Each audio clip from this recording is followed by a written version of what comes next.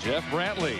Brady Little's Red Sox lineup will feature Johnny Damon again, the former A's center fielder at the top of the order. Career year for Bill Miller. Nomar hitting third. Manny Ramirez hitting fourth. And then Ortiz, Millar, Mirabelli gets to catch the knuckler today. Trot Nixon, Damian Jackson. There's a lot of different hitters in this lineup, a lot of productive hitters, but the guy that I think the Red Sox count on the most is Manny Ramirez. When he hits, when he walks, they score runs. And on the mound for the A's, today's 27-year-old left-hander Ted Lilly from Lomita, California. Former 23rd round draft pick of the Dodgers. Went on to Montreal, then the Yankees. And holding down the spot in the best rotation in the American League.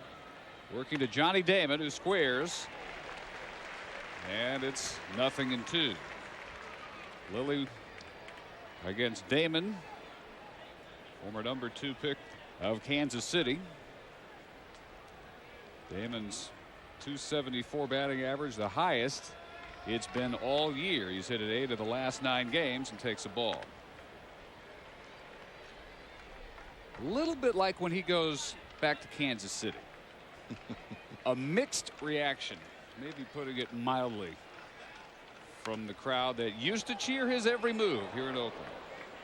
Well, no fan ever likes it when you do well for them and then you leave. They perceive you as being a traitor. As if you traded yourself. Exactly. Which is virtually never the case. Another one back out to play. That's one of those situations that you can't win. If you're traded and you do well somewhere else, then they're not going to like you. And if you decide that you don't want to be traded, well, then they're not going to like you then either. Only played here 1 year, 2001. And had his career low, 256 in his only season as the A's center fielder. But he really brought about a change in that team's fortune that year. 34 and 38 before he became the full-time center fielder. 68 and 22 after. That spot manned today by Eric Burns. Damon making Lilly throw quite a few pitches. 4 straight fouled off with the 1-2 count. And it's 2-2. Well, one thing about Johnny Damon when you're facing him as a pitcher, he doesn't give you a whole lot of body language to tell you what kind of pitch you want to throw next. He's the kind of hitter I would describe as a slasher. Doesn't matter if the ball's in or out, change up, breaking ball. He's just slinging that bat through the zone. At last a fair ball, and Chavez ranges way to his left to throw out Damon. Check out the Oakland defense backing up Ted Lilly today. Well, you look around at all of these guys and the pitching staff. There's a lot been said about the big three, and now with the addition of Harden and Lilly on the mound today. But you've got to give a lot of credit to Hernandez behind the plate. You can't have a great pitching staff without having a catcher that understands and has a good idea about what each pitcher wants to do when they come to the mound. Strike one to Bill Miller, having a career year. He is the number 2 hitter in the American League. And this at age 32. Former 15th round pick of San Francisco out of Maryland Heights, Missouri. College ball at Southwest Missouri State, which appeared in the College World Series this year. Bill Miller, probably the most prominent alum of the SMS baseball program. And when you see some of the places that a lot of these big league players are drafted, not every player that plays in the big leagues is drafted in the first round. A lot of guys are drafted way on down. Some guys are not even drafted at all. But it's not just about where you're drafted in the June draft, or used to be a January draft. It's about what you do once you're given the opportunity to put on a professional uniform. Garciaparra, the on deck hitter. Oakland 69 and 51. Boston 69 and 51. As we begin play today, a dead heat for the American League wild card. The Red Sox trail the Yankees in the East by 3, and the A's trailing Seattle in the West by 4. So those races are the ones that they would most like to win. Ken Maka in his first year replacing Art Howe. And Grady Little likewise skippering the Red Sox. I think one thing that we're going to see throughout today is a difference in philosophy of an offensive philosophy from the Oakland A's and the Boston Red Sox. As we've seen early in this ball game, the Red Sox come to the plate swinging the bat. The Oakland A's, on the other hand, they have a little bit different philosophy. They try to work the pitcher, try to work deep into counts, and you'll see a different type of swing today. Really long run over near the line. Jose Guillen gets there in plenty of time, though, and there are two gone. Oakland is drawing very well by A's historic standards, about 27,000 per game on average. This is a market that almost saw 3 million fans drawn back in the early 90s, late 80s. The Bash brothers used to pack in 32, 33,000 a night. But it's still looked at, of course, as a low revenue market, and that to a very large extent is still certainly true. But they're in the top 6 now in attendance in the American League as Nomar looks at a ball. Bill Miller, number 2, Nomar, number 3 in batting average in the American League at .323. And this one to left center field. Burns coming on, and it's a 1-2-3 first inning on 17 pitches for Ted Lilly. Now Wakefield and the knuckler ready to go to work. Ready now for Tim Wakefield to go to work against the Oakland Athletics in the bottom of the first inning. And the Oakland lineup will feature Billy McMillan leading off. Pinch hitter getting a chance to start a DH today, and then Jose Guillen followed by Chavez, Tejada, Long, Hernandez, Hedberg, Menechino getting his first action in 14 games, and Burns batting last. You talked about McMillan leading off. There have been some changes in this lineup, but the one guy that's been a consistent producer in this lineup has been Eric Chavez, and they have got to have him to continue to hit the ball into the gaps and with some power, because he's really the one constant in this lineup where they get some consistent production in the power department. 37-year-old Tim Wakefield out of Melbourne, Florida.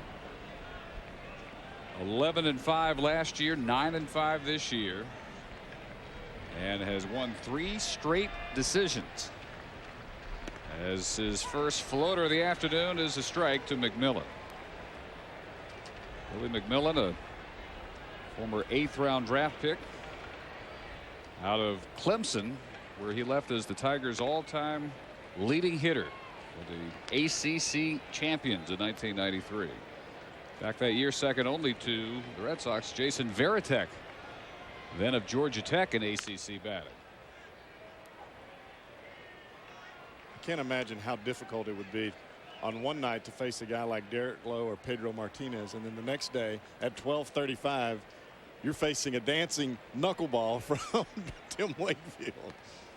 At 97 miles an hour turns into 67 miles an hour. Well, one of the things we'll talk about, no doubt, throughout the afternoon, and in fact we'll hear Tim Wakefield talk about, is the technique involved, and it is it's such a coming and going type issue. Some days it's there, some days you really have to search for it. He loses McMillan, who works a leadoff walk. And let's check the defense behind Wakefield. He'll have Doug Mirabelli with the big, thin, flexible mitt behind the plate. There are so many times you see a knuckleball, especially from our center field camera, just dancing all over the place, and the onus is on Mirabelli to make sure that that ball gets stopped. Not always by the mitt, whether it's his body or his face mask, or whether he has to dive out and block it with one of the shin guards. Just make sure he keeps it in front of him. Big swing and a miss by Jose Guillen, acquired just before the trade deadline last month for 3 minor league pitchers. Originally with the Pirates, 3 years with Tampa Bay, last year with Arizona and Cincinnati. And career best production, 25 home runs, hitting .333. This is his 13th game since being acquired by the A's. And a .314 average with Oakland. Quickly behind 0-2. Check of McMillan. Guillen disposed of in 3 pitches. Well, that last pitch was a 70-mile-an-hour fastball. And after you see these knuckleballs dancing all over the place, it's very difficult. Actually, that is a knuckleball. It just stayed straight. We talked to Wakefield. He's talking about how he tries to make the ball do different things. That ball just stayed up, stayed straight. You're expecting it to drop out of the sky, and you swing right under it. Now Eric Chavez, 10th pick of the 96 draft, a 2-time high school All-America, Mount Carmel High School in California. And the winner last year of the AL Silver Slugger Award, best hitting third baseman, as well as the best fielding third baseman. He won his 2nd straight Gold Glove. Oakland specializes philosophically in the on-base percentage, right? They build their entire attack around that. That's why it's odd to see them having another very solid year without excelling in on-base percentage. In fact, they're 12th in the American League in that at just .322, and they don't have a single player in the top 10 in getting on base this year. Well, talking to some of their guys, the philosophy is that you're trying to work the starting pitcher to make him throw more pitches so you can get him out of the ball game earlier and get to that transition phase where every bullpen is the weakest, which is in their middle relief. And if you can get the starter out of the game early by taking pitches or fouling off pitches, then you can put the other team on the defensive. Well, 2 walks now here in the first. Wakefield losing Chavez on 4 pitches. Still have yet to put a ball in play, but they've got 2 on 1 out for the reigning American League MVP, Miguel Tejada, who has weathered a very slow start this year following up the MVP season. But since the All-Star break, starting to look like himself, hitting .314. That knuckleball there just sailed away from him. It almost looked like a cut fastball. You saw the reaction from Tejada. Raises his eyebrows like, what was that? Huge cut at that one as it dips away. A ball and a strike.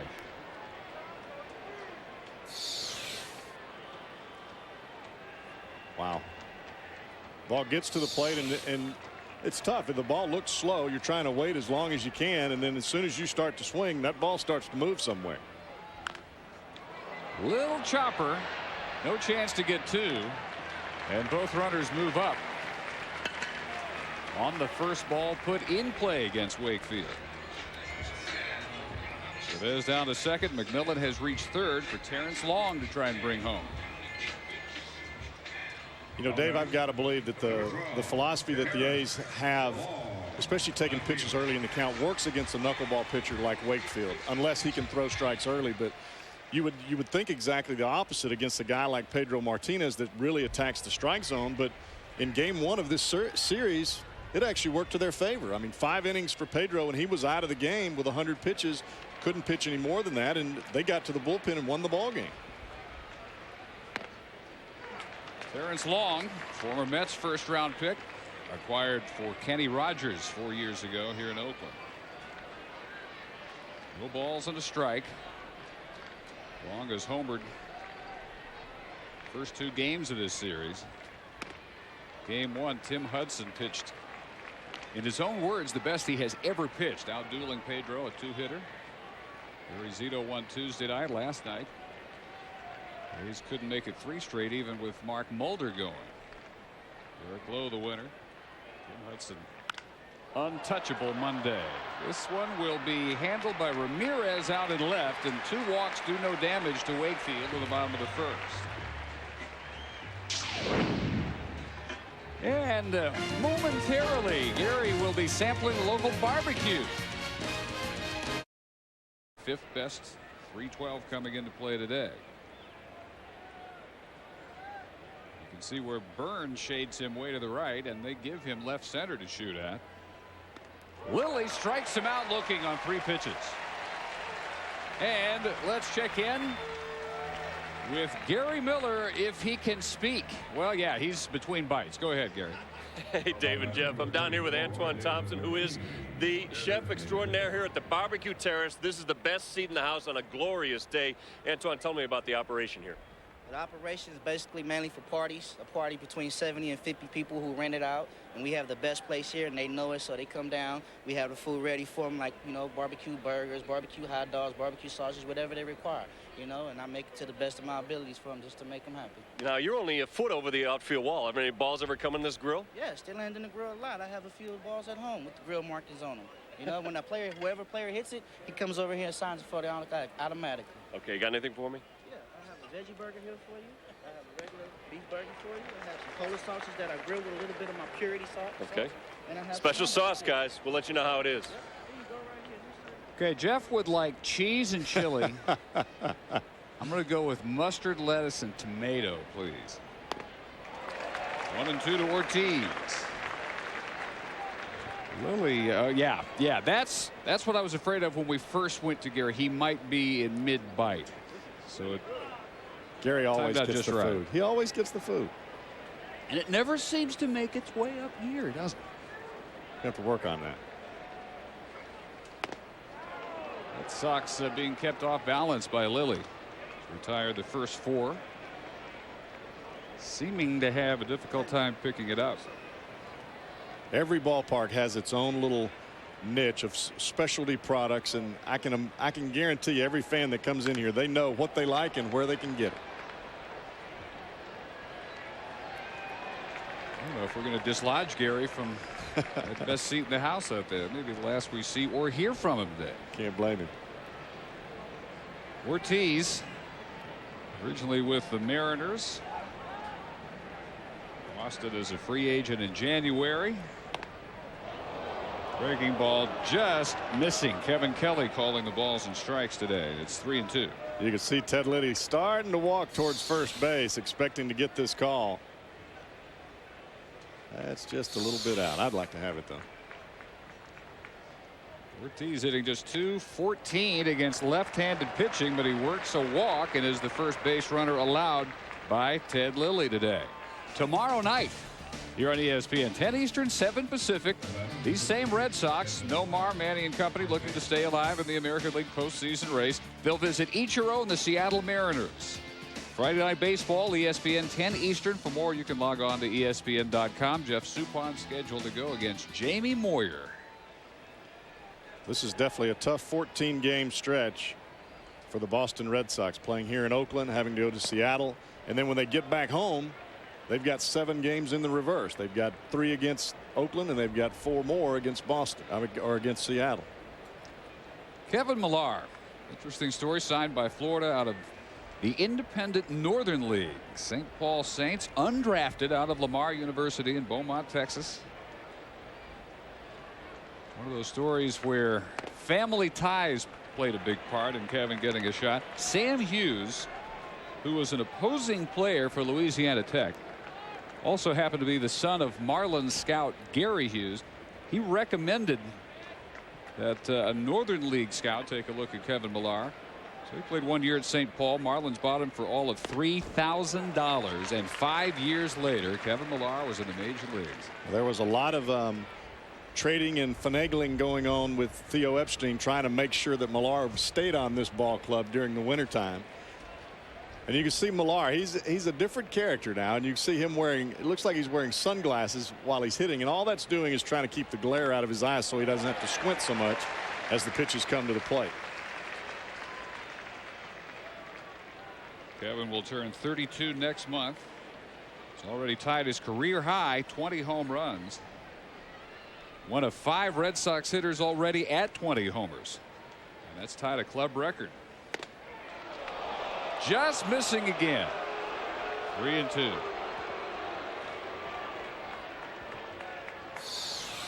Another borderline pitch for Lilly. This pitch just off the plate on the inside corner. You can see that ball just slide just inside on the inside corner.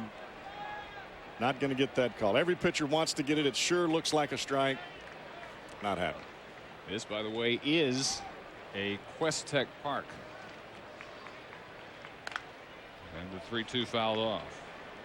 So what are you saying? Well, I know people are already wondering. And yes, it is one of the 10 major league parks outfitted with the Quest-Tech camera system. Quest-Tech or Quest-Type? Well, works either way. Ted Lilly will tell you that. So it's one of the parks where the umpires tend to feel extra pressure to be perfect. Letter perfect on the strike zone. Kelly behind the plate. Phil Cousy at first. Dan Iasoni at second. Larry Poncino umpiring at third today. 7-3 win for Boston last night. Millar had a home run. Afterwards called it by far the biggest win the Red Sox have had all season. Rolled them into a tie with the A's for the wild card. That one's up and tight. And back-to-back walks issued here in the second by Lilly.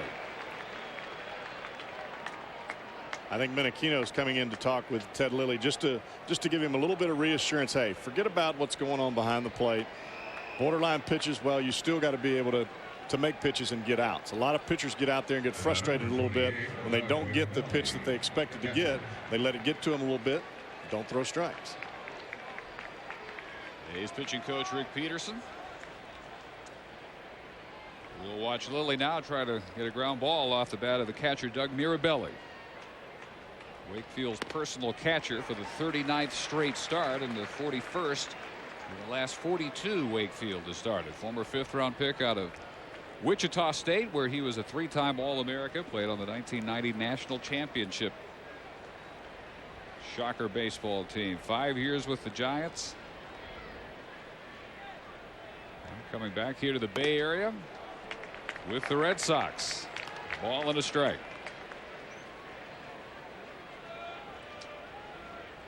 The Red Sox have the benefit of having 2 really good catchers that you don't lose too much when you put both of these guys in the ball game. Both Mirabelli and Varitek.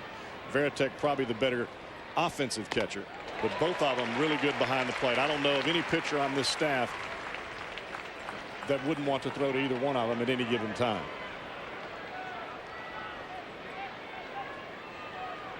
Not bad with a bat this year. They've combined for 25 homers. Mirabelli has 5 of those. Varitek already at 20, and Lilly with a 1-2 gets a pop-up. Right side of the infield. Menachino will make the call for the second out. Second inning of our ESPN day game matchup. Network Associates Coliseum, Oakland, California. The Red Sox and the A's both coming at 69 and 51. That's good enough for those two to lead the American League wild card race. Red Sox trailing the Yankees by 3 in the East. A's 4 back of the Mariners in the West. Dave Barnett, Jeff Bradley, and Gary Miller in Oakland today. Absolutely gorgeous. Low 70s, a little bit of a breeze. Hardly a cloud above the Coliseum today. And here's the right fielder, Trot Nixon. Just that much breeze. This makes a day game after a night game very bearable when this pretty and this cool. You got this many people coming in to watch it. This is what it's about.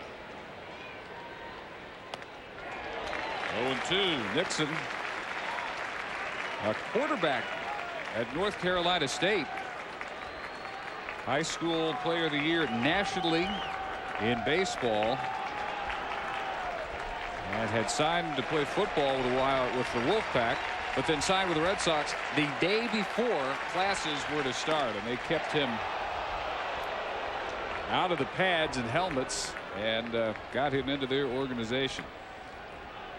And having so far the best year of his career. 311, 22 home runs. You can see Trot Nixon putting his hand up onto his helmet. This is almost like Biggio's helmet. They don't wipe that thing off. That thing's got enough tar on there you could pave a road with that. Second strikeout of the inning. And the walks to Ortiz and Millar do no damage to Ted Lilly. We're still scoreless in Oakland. Bottom of the second now. Sun splashed Oakland. Ramon Hernandez, Scott Hatteberg, Frank Menachino. The A's working on that knuckleball of Tim Wakefield. He walked 2 And they got out of the second and third 1-out jam in the first inning. Now Hernandez, very reliable 5th-year veteran from Caracas, Venezuela. Strokes one to left. Ramirez back a few steps to haul that one in. This wild card race in the American League figures to make next month really entertaining. You have the A's and Boston right now to dead heat. You have the White Sox and Twins looming. Of course, those two also in that Central Division race. Probably better chance of them catching Kansas City for the division championship than catching either one of these two teams. Well, I've got to believe that you look at the Central Division in the American League, White Sox, Twins, and Kansas City, and then look at Seattle and Oakland out here on the West Coast in this American League West. This is going to be a great September. I think it's going to come down to if it's not the last few days, it may be at least the last week, especially with the schedules that we see that all of these clubs have got to play. Here's Hatteberg, the former Red Sox infielder. Him over last year, had a career year. Carried it right into the division series. He hit in all 5 postseason games against Minnesota, .500 for that series. Former 43rd overall selection out of Washington State for Boston. Up with the Sox from '95 through 2001. He says the transition out here has been very easy for him because the A's have the exact same hitting philosophy that he has always had. Well, he sees more pitches than virtually anybody in the game. I mean, very patient hitter, knows what he likes to swing at, and he's not gonna allow a pitcher to take control of his at bat. So a little over 4.1 pitches per plate appearance. Last year, that was the 3rd most in the American League, and that's precisely what the A's have preached for years now. The 3-2 is slash foul.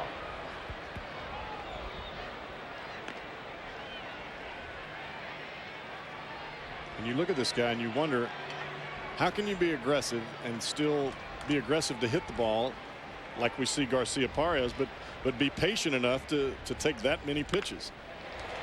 Reaches out, pokes that one into left center field, and it'll go all the way to the wall. Extra base hit with 1 out in the second for Hatteberg. He works a typical methodical 7-pitch at bat and comes up with the first hit of the day. And earlier he told us about his hitting philosophy. I think the idea is to get enough of those guys that see a lot of those pitches, and you get that starter out of the game. And basically that's what we're trying to do. We're trying to work counts. We're trying to get his pitch count up. And some guys, that's the only way to beat him, like Pedro Martinez. If you can get him out of the game and maybe get to the bullpen, you got a chance. But if you're still staring him in the 9th, you know, you don't have a lot of chances. Now, the one thing, of course, with a knuckleball, he was still able to get the glove on it. Right in with a strike, and it's full. Wakefield's highest pitch total this year has been 120. He may not even have to shower after 120 of his pitches, though. Eric Burns waiting on deck. That one sails hat high to Menachino. It's the 3rd walk issued by Wakefield.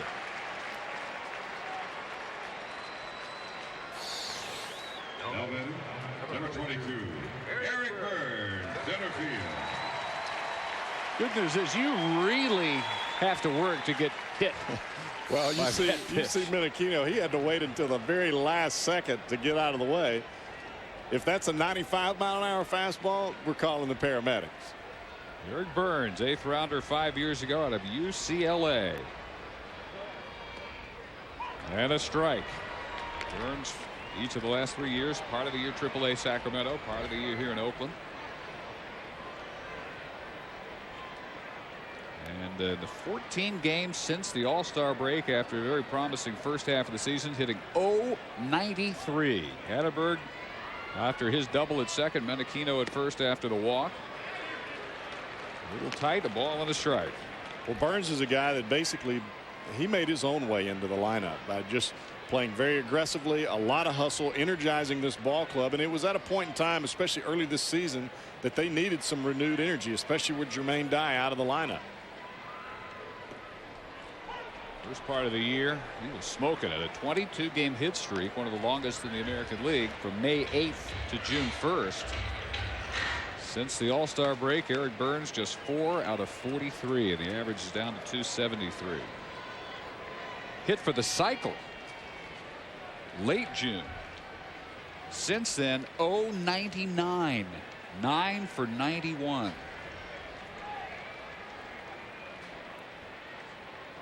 Wakefield in charge, 1-2. High, 2-2. Burns is a very aggressive guy. I think that he benefits from being able to come to the plate, see ball, and swing. And a lot of times when your philosophy as an offensive club is to wait out the pitcher, I don't know that it works to a guy like this, is to this advantage to a guy like Burns.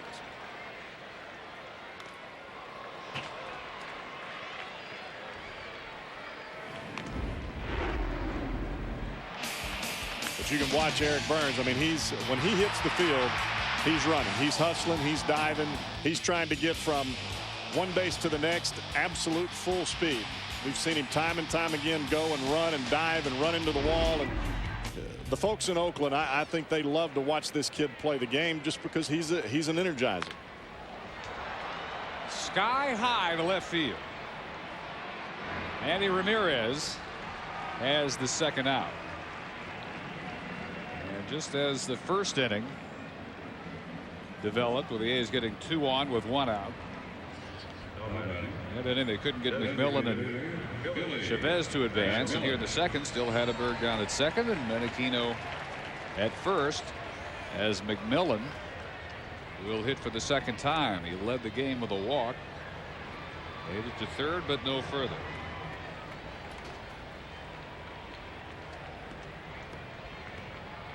McMillan, the top pinch hitter in the American League.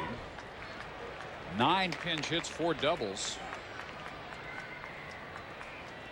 And really much more effective in that role than in his few starting roles this year.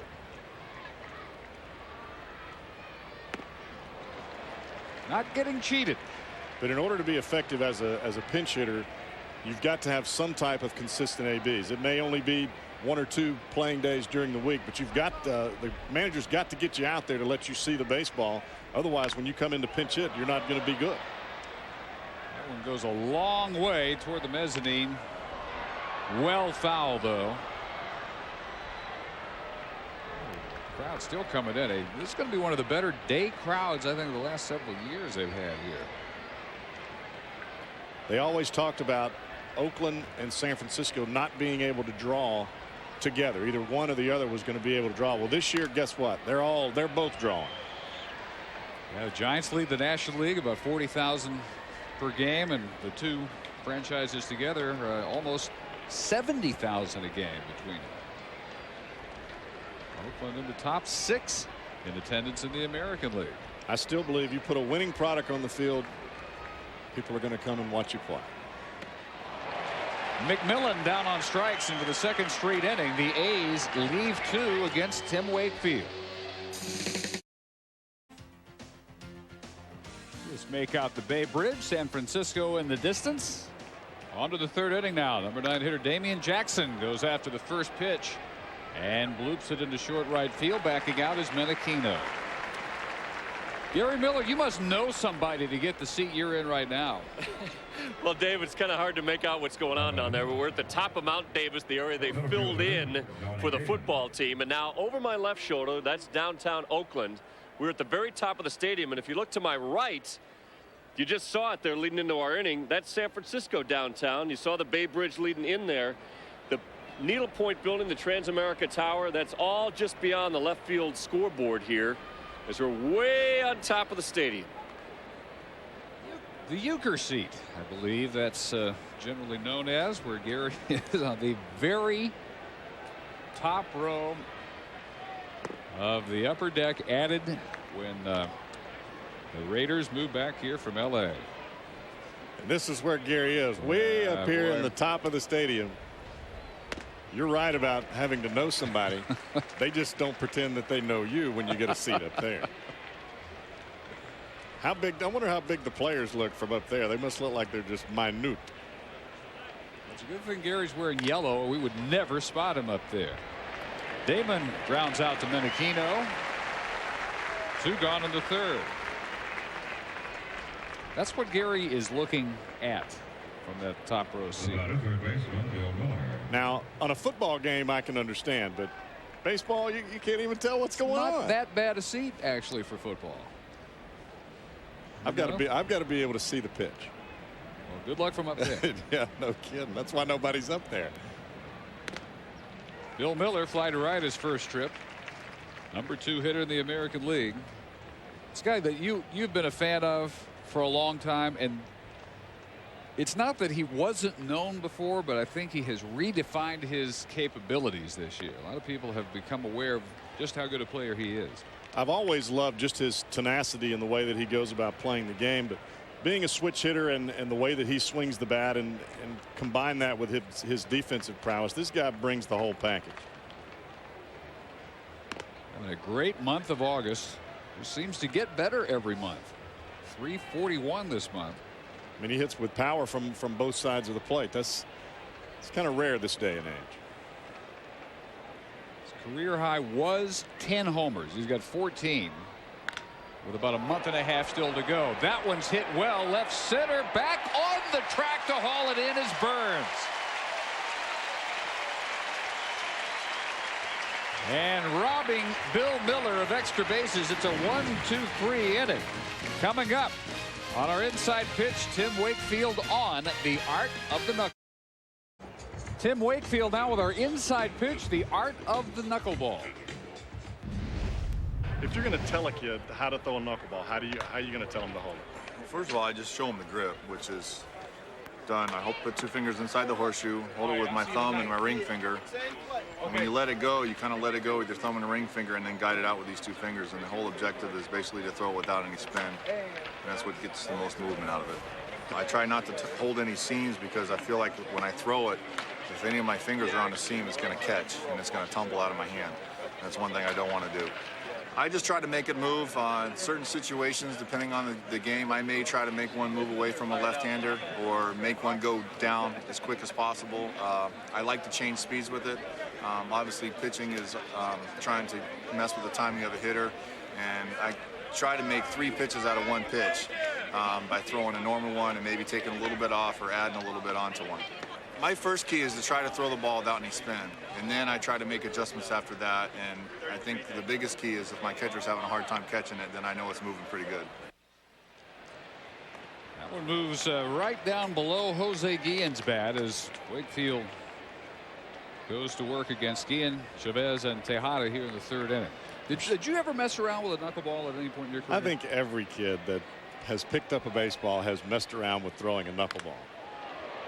But when you look at what he was doing, he put his fingers behind the seams, not on the seams. I always thought that you put it on, but the thing that amazed me the most was where he held his thumb and his other finger to the side of the baseball, and he's got his fingers just below the seams there, and his thumb's not under the ball, it's to the side of the ball. And I think what that keeps him from doing is actually thumping his fingers out for no spin.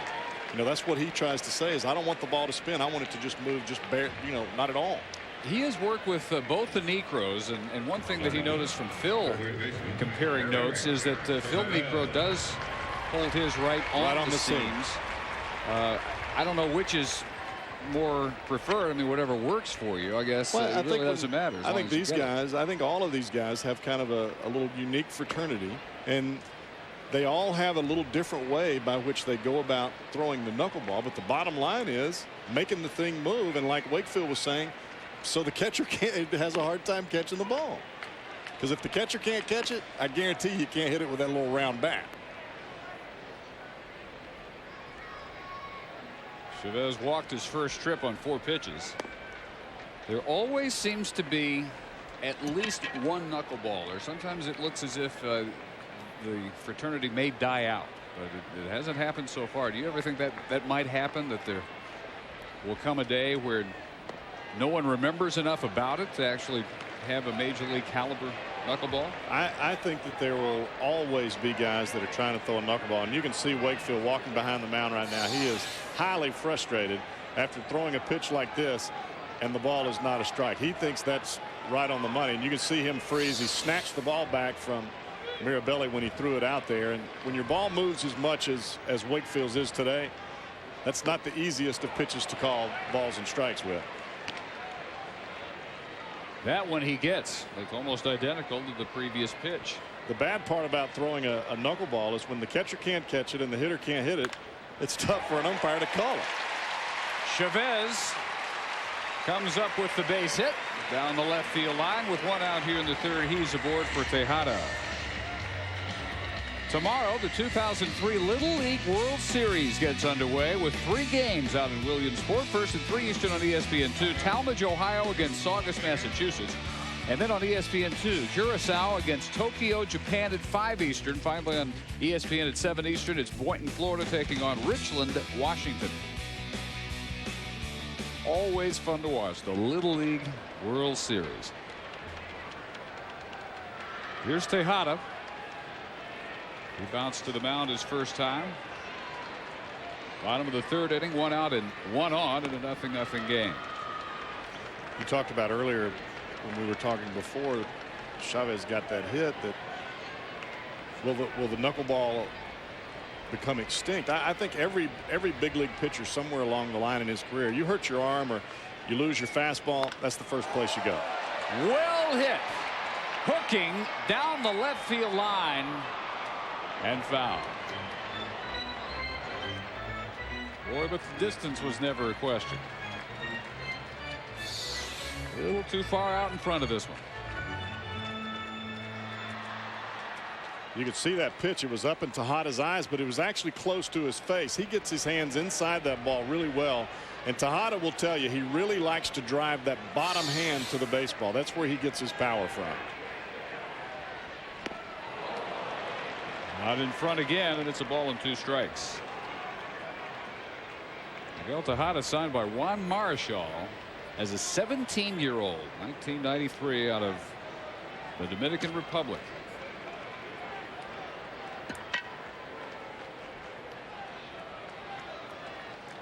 Only Oakland batter hitting .300 here at home, and 0 for 2 against Wakefield today. 4th strikeout. He is frustrated. See, this knuckleball is a little bit harder, a little bit sharper break at the end, and you can see Tejada at the end. He's just frustrated. Facing a guy like Wakefield, especially if you have a bad day, because sometimes you try to change your swing instead of staying with your conventional approach, it can put you in a slump in a hurry. Terrence Long, who flied to left his first trip. Wakefield has had great success and great frustration in his career, sometimes in back-to-back years. 1994, he was the most hittable pitcher in the minor leagues. Spent some time with Phil Niekro in the offseason.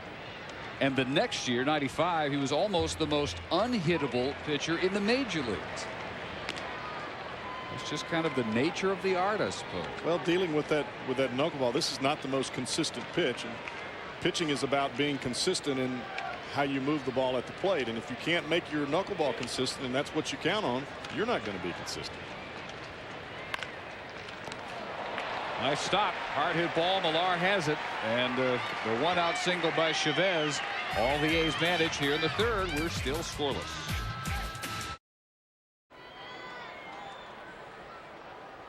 Oh, I get it. A's hardware. Took a while. Nomar.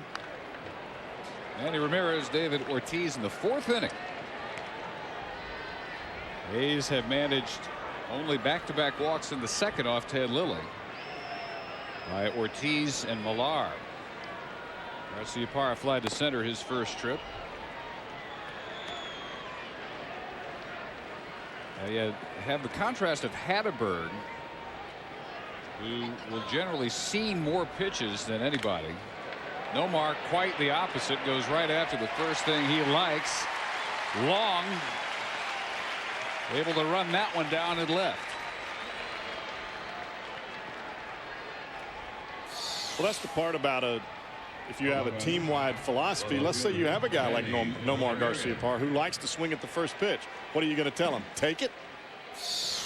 Can't do that. Seen 7 pitches. His first 2 at-bats total and is flat out twice. Got an approach that wins you an American League batting title that you can hit .370 with. It's probably the right approach for you. I think everybody's different. It doesn't matter what position you play in the game. You can't clone players. If you try to clone players, you're not going to be successful. Manny Ramirez steaming toward his 8th .300 season. His 8th .30 home run season. And who knows? He's got a month and a half, maybe his 4th 40 homer season. Right now 8th in the American League with 27. Tied for 6th, 84 driven in. 1-2. Ted Lilly from the very first pitch has really exuded the feeling of being in control out there. The biggest thing is he's been able to throw strikes. He's only had a couple of times where he's put guys on, and he's done that after he's gotten frustrated with a call that he felt like should have been a strike earlier in the count.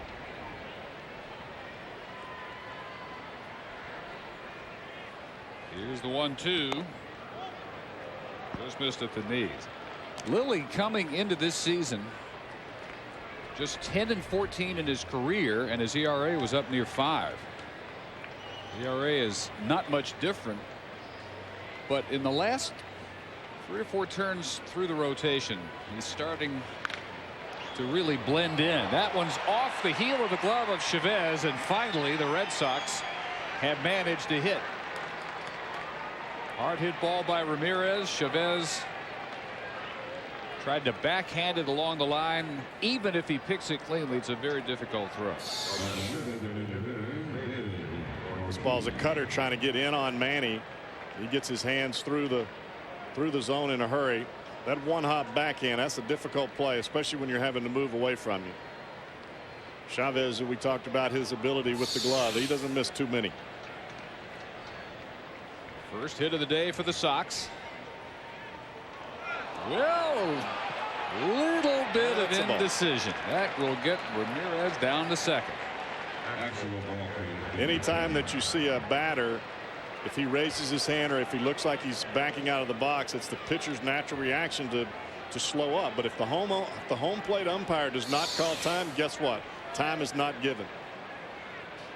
Although in this case, what did you see Ortiz do that threw Lilly off so much? I think it had to be something that Lilly was thinking about before he let the ball go. He had to see something in either Ortiz or Ramon Hernandez that made him stop, because he didn't stumble on the mound. It wasn't because his foot got caught. Little things like that may determine a low-scoring game like this.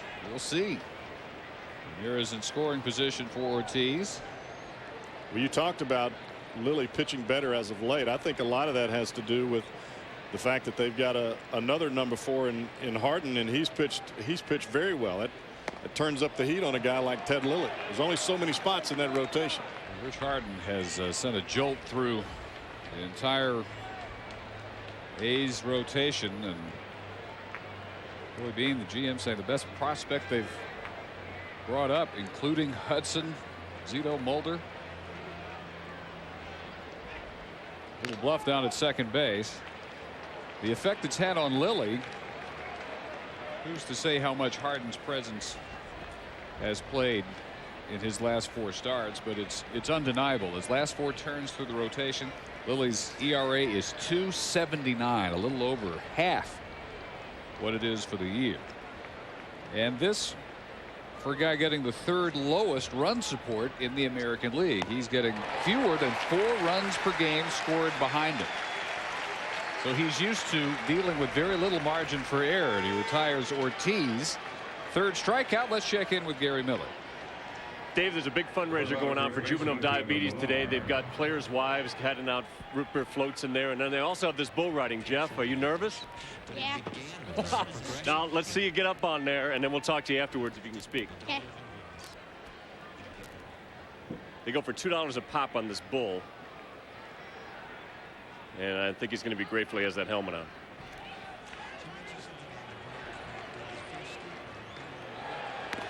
There goes the runner down to third, and making it easily with a head first slide is Manny Ramirez. Not too many folks would be expecting Manny Ramirez to steal third base, but as a pitcher, when you leave the runner alone, you can see the jump that he gets. Lily's not even looking at him, and a lot of people say second base is easier to, or third base is easier to steal when you get the jump than any other base in the game. Manny will take third on you if you're not paying attention. He has 3 steals this year. 2 of them are third base. And that it just goes back to what you just said. When you're not paying attention, you can steal third base. Did it against Kansas City back in May. And now 90 feet away. Let's check in again with Gary. Here you go, guys. Better him than me. Hey, he's pretty good. It's better than hitting a knuckleball. Well, whiplash. John Travolta, Urban Cowboy, or at least Deborah Winger, an Urban Cowboy. I didn't see him holding that right hand up. Cowboy up. Jeff, how was it? Good. Good? He barely broke a sweat. Congratulations. For a good cause, guys. Ball strike 3 to get Millar. 2 strikeouts here in the 4th inning. Still nothing. Bottom of the 4th now, still scoreless. You know, young Jeff did a commendable job on that bull. I want to see Gary Miller tackle it now, especially after that barbecue. Sure. See who's the real cowboy on this announced team. Ramon Hernandez, strike 1. By the way, I have to do this. I have to take issue with your nickname. You're Cowboy. You've been known as Cowboy since Cincinnati. For a while, yes, that is correct. Dribbler handled by Wakefield. Here's the deal, okay? You're from Alabama, right. You live in Mississippi.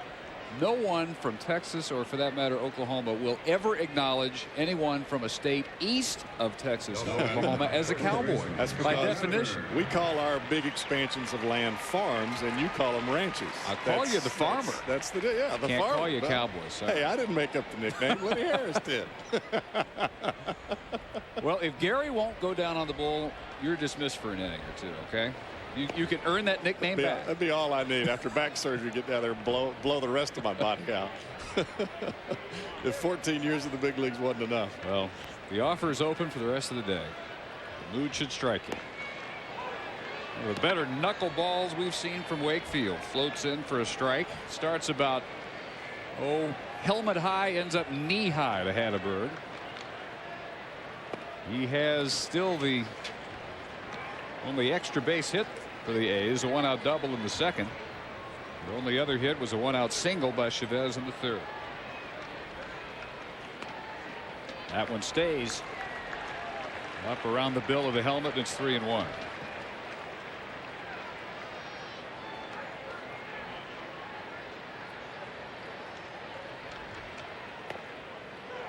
Right in there, the outside corner. You look at Mirabelli's mitt. That catcher's mitt is more. It looks more like a first baseman's mitt than it actually does a catcher's mitt. To right center for Damon. 2 gone. And the reason that mitt is a lot bigger than a conventional mitt, and it's a lot thinner. It allows him to. It's almost a combination between a first baseman's mitt and a catcher's mitt. You look at this mitt and you look at all this padding here. Well, when the ball comes as a knuckleball, it's going to hit and it's going to bounce off. So you have a bigger mitt for a knuckleball mitt, so it allows you a bigger space to actually catch the baseball. Very similar to the difference between a second baseman's glove and an outfielder's glove. It's a little bit bigger, allows the ball a little bit more room to move around so you don't miss it and it comes carrying off. Covered that very well last Wednesday on Day Game. The difference between the smaller infielder's mitt and the longer outfielder's mitt. So when you're talking about a knuckleball, the same is true of the catcher's equipment. As we were talking about earlier, it's that last couple of inches that ball moves is very difficult for Doug Mirabelli, but he does a great job at it, and that mitt aids him in catching the baseball, especially those little darting movements at the end of the pitch. 2-0 to Menachino. Marty Aronoff remembers that before Paul Richards, if you were catching a knuckleballer, you just had to make do with a regular mitt. And Richards had Hoyt Wilhelm in his heyday at Baltimore, and he had the brainstorm. Let's make the catcher's mitt more flexible and bigger, and not just use the same old thing you'd use to catch a 95-mile-an-hour fastball. Well, the mitt that you have now that most catchers use is padded extra for those high-powered fastballs. You don't need that when the guy's throwing a 62-mile-an-hour knuckleball. And Aquino retired on the chopper to Miller. A 1-2-3 fourth inning for Wakefield. 0-0 in Oakland. This pitcher's duel moves into the fifth inning now, and Ted Lilly will work to Doug Mirabelli. Hammers that one foul. Trot Nixon and then Damian Jackson. Dave Barnett, Jeff Brantley, Gary Miller, our ESPN crew from Network Associates Coliseum in Oakland today. Mirabelli spent some time, of course, here in the Bay Area with the Giants, as did a number of players in this series. John Burkin, Johnny Damon, Bill Miller, Jeremy Giambi on the DL currently, Alan Embry, David McCarty, all with the Red Sox at one time or another, either an A or a Giant. Lilly ahead 0-2 with the ample foul territory here. That one's unplayable. Tomorrow night here on ESPN, 10 Eastern, 7 Pacific, the Red Sox will visit Seattle. Ichiro, Jamie Moyer, the scheduled starter. The Mariners hosting the Red Sox on Friday Night Baseball on ESPN, 10 Eastern. Jeff Suppan scheduled to go for the Red Sox. Part of that makeover of the Red Sox pitching staff last month. Virtually a brand new bullpen, and they had a terrific arm to the end of their rotation in Suppan. We go with Pedro, Derek Lowe, John Burkett, and today's starter, Wakefield. So size up now, Boston, with the remade bullpen, with that deep a starting rotation. 3 games behind the Yankees coming in today. Can they catch them? I think there's no reason that Boston should not be in the playoffs. With what they have, you can't tell me that they're not one of the top 3 or 4 teams in the American League. Jose Guillen over to retire Mirabelli.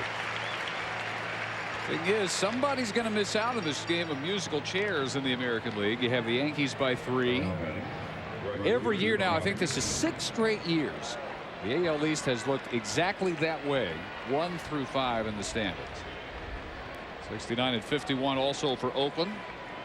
Boston and Oakland tied for the wild card. Trot Nixon now takes a strike. He struck out his first trip. Well, when you look at Boston, you've got offense, you've got starting pitching, and you've got a revamped bullpen with some arms down there that have a pretty good idea about what to do. And they already play some pretty good defense. What else is there? Best offense, second most home runs, best batting average. They've scored the most, highest slugging percentage, highest on base percentage.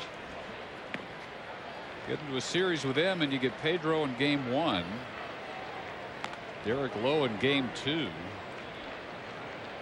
A real good possibility. You're down 0-2. As long as they pitch their normal ball game, you would think so. But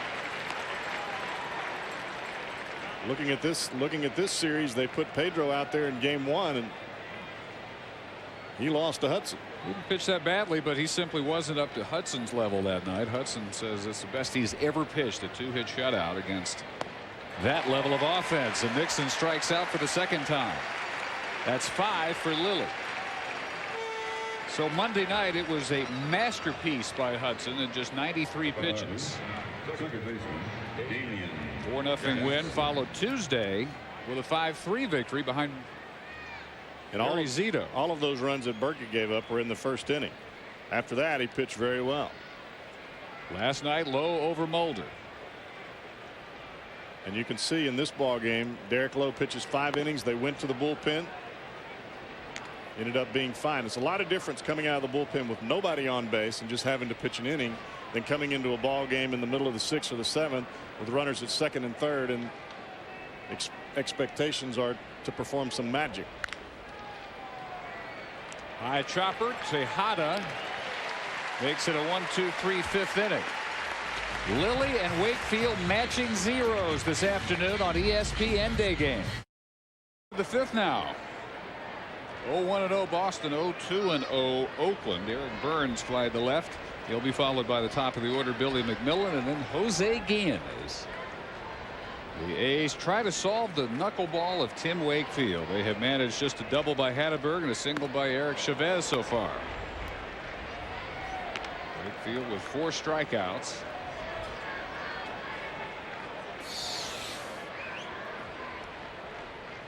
I'm telling you, the A's are not getting cheated, especially Burns and Tejada. I don't think they can swing any harder than they have at this knuckleball of Wakefield today. This is almost like standing in the backyard playing wiffle ball and trying to hit that thing moving all over the place. Eric Burns' primary contribution this afternoon has been defensive back in the 3rd inning. We talked about Burns being able to hustle and being able to run after the ball. Not afraid of the wall at all. He gets a good jump on the baseball, makes a fine catch, fine running catch on a ball that was smoked earlier. Robbing Bill Miller for the final out of that 3rd. Now the 1-2, and he waves at that one. Strikeout number 5 for Wakefield. The Red Sox came into this season with the idea we'll have a closer by committee. Well, now they have a completely different look in their bullpen. Scott Sauerbeck coming over from the Pirates. Scott Williamson from the Reds. They have also added to the starting rotation Jeff Suppan. He goes tomorrow night in Seattle against Jamie Moyer. And then you throw in Todd Jones, Young Kim, who has World Series closing experience in his years with Arizona. It's Todd Jones. So there are a lot of different faces in that bullpen. But the guy that I think makes the most difference for him is Sauerbeck, because he's a guy that every single time he's in the ball game, it's usually as a specialty left-hander, and he gets left-handers out with some great consistency. This bullpen over the last 18 and a 3rd innings combining for a 186 earned run average. Last night an inning each. Sauerbeck, Williamson, Timlin, and Kim. With the struggles the Yankees have had with their bullpen, do you give the edge to Boston now? I do now, because I think that where the weakness in the bullpen shows up is in the transition period between starter and either setup guy or closer. And that 6th and 7th inning, I think that's where the weaknesses show up in the bullpen, and I believe Boston has addressed that. Solid starters, much improved bullpen. Can they avoid the fade that's hit each of the last 3 years? Boston in the first half, the last 3 years, 146 wins, 110 losses, 36 games of better than 500. But in the second half, a game below 500, 114 and 115 the last 3 second halves. So finding that bit of recent history. And we saw a shot of Grady Little in the Red Sox dugout. It's a little different for him now that he's actually got some weapons in the bullpen that he can use without fear of the game just getting a blowout. And that's part of the transition I think that Grady is making, is knowing that he can go to these guys earlier in the ball game than what he could at the beginning of the season. He's got some guys with some experience. He's got some guys that can get the job done.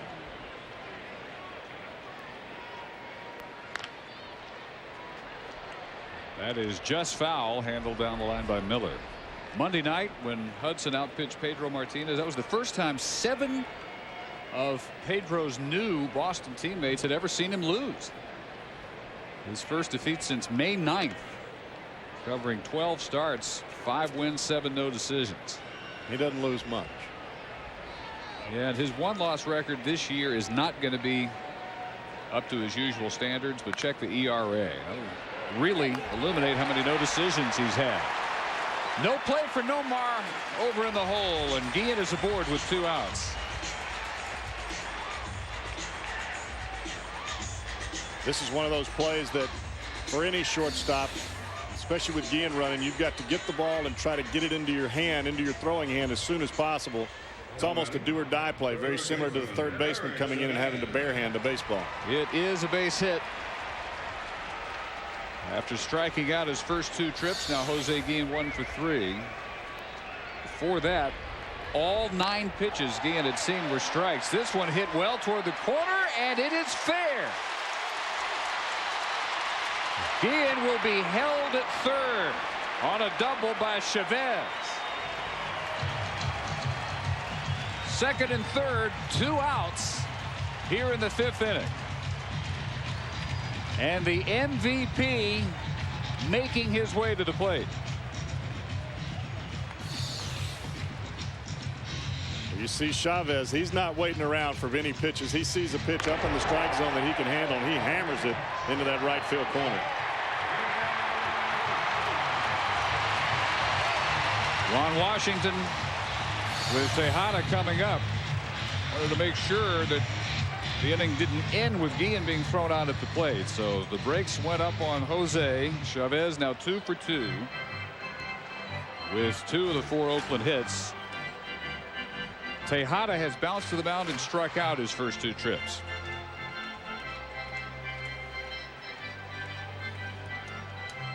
We're at Network Associates Coliseum on a gorgeous Thursday afternoon here in Oakland. 0-0 game. Ted Lilly and Tim Wakefield matching shutouts. A 1-hitter so far thrown by Lilly. It was a 2-hitter until this inning, being thrown by Wakefield. They got the first 2 batters here in the 5th, and then Guillen reaches on the infield single in the hole. Chavez with that ringing double into the corner in right.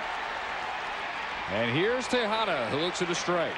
And I know Grady Little came out to ask Wakefield and Mirabelli which hitter do they feel more comfortable facing. But the situation is, this is not a conventional situation because you've got Wakefield on the mound. If you pitch around Tejada, you run the risk of walking long with the knuckleball. Well, 0-2. Miguel has homered 3 times in his career in 30 at-bats against Wakefield. 2 men on, Guillen and Chavez with 2 outs.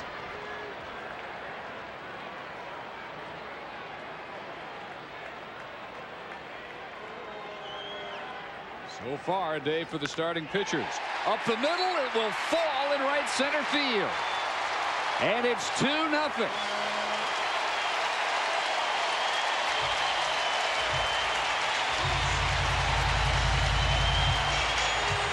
And Jeff, unlike his first couple of at-bats, Tejada swinging this time well within himself. It looked like Tejada shortened up just a little bit, and rightfully so with 2 strikes. This ball stays up in the strike zone a little bit for Wakefield, and Tejada basically just guides it right out into center field.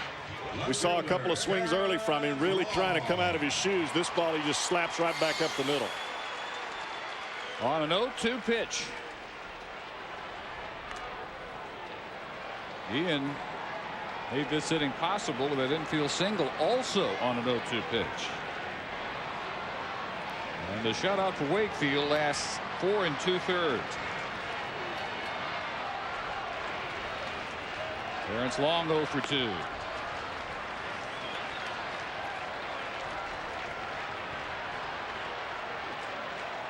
A complete change in strategy by Miguel Tejada that at bat.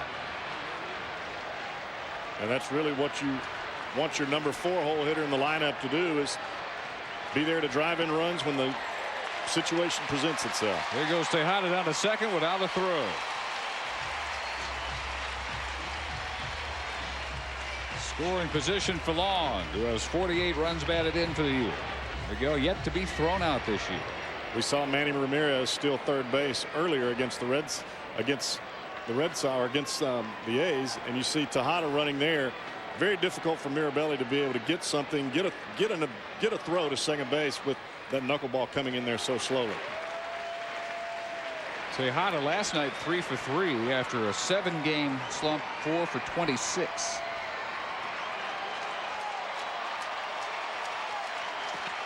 Now it's Long trying to end a slump. 213 over his last 21 games and 0 for 2 today.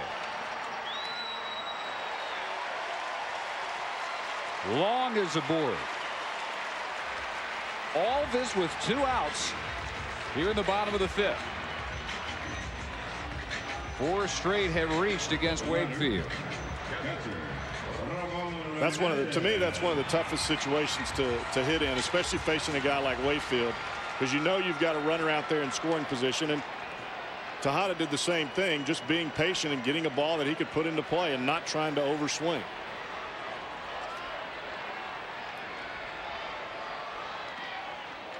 So first and second for Ramon Hernandez, who's 0 for 2.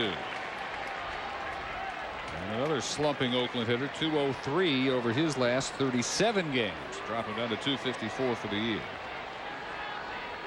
And against Wakefield, 4 for 14 now lifetime with 2 homers.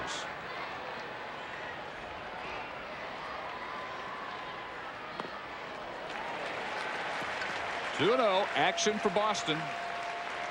Out of the right field bullpen is the veteran right-hander Todd Jones.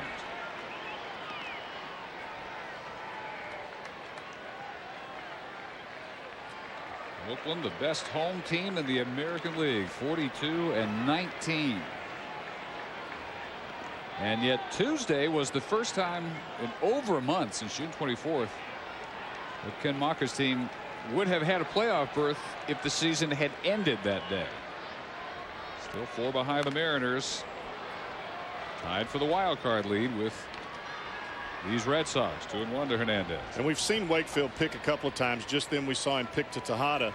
He holds the ball in his glove when he's getting his sign, so that tells me that he can get that knuckleball grip pretty easily without having to move it around too much in his glove, because when he came set, he spun and threw the ball to second base trying to pick off Tejada. A lot of guys, especially guys that throw split fingers, they've got to set that ball early before they pitch it. He really seems to have lost the feel of it. Struck out Burns, got McMillan to bounce to first, and then the infield single by Guillen, a double hit hard into the right field corner by Chavez. Tejada, the 2-run single. Long walks, Hatteberg on deck. 3 balls and a strike to Ramon Hernandez. Now 3-2. I think the whole key for Wakefield is being able to throw that knuckleball for a strike early in the count, because if you can get a batter thinking, okay, he can throw this knuckleball for a strike, I've got to swing, well, then a hitter's going to expand his strike zone a little bit.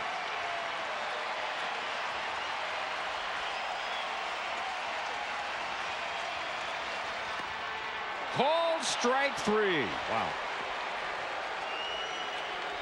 But the A's break through with a pair here in the 5th inning. They lead 2-0, and we will hear from Vida on the bay. We're not too far away from those boats here in the Network Associates Coliseum. Ted Lilly now staked to a 2-0 lead as he comes out for the 6th inning and faces the top of the Boston order, Damon, Miller, and Garcia Parra. 2 groundouts for Johnny Damon.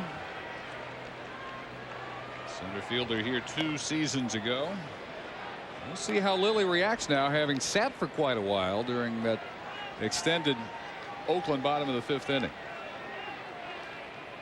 He has allowed only 1 base hit. It was a 1-out single by Manny Ramirez in the 4th. He's walked 2.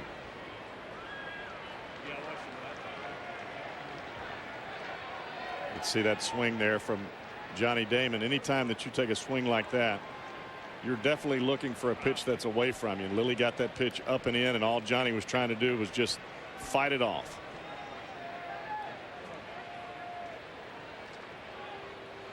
Clearly, Boston out of Fenway Park is not the same offensive machine that they are in Fenway Park, but it's really pronounced this year. They're 30-32 on the road. That's more road losses than they had all of last year. Last year they had 51 road wins, tied for the best in the majors.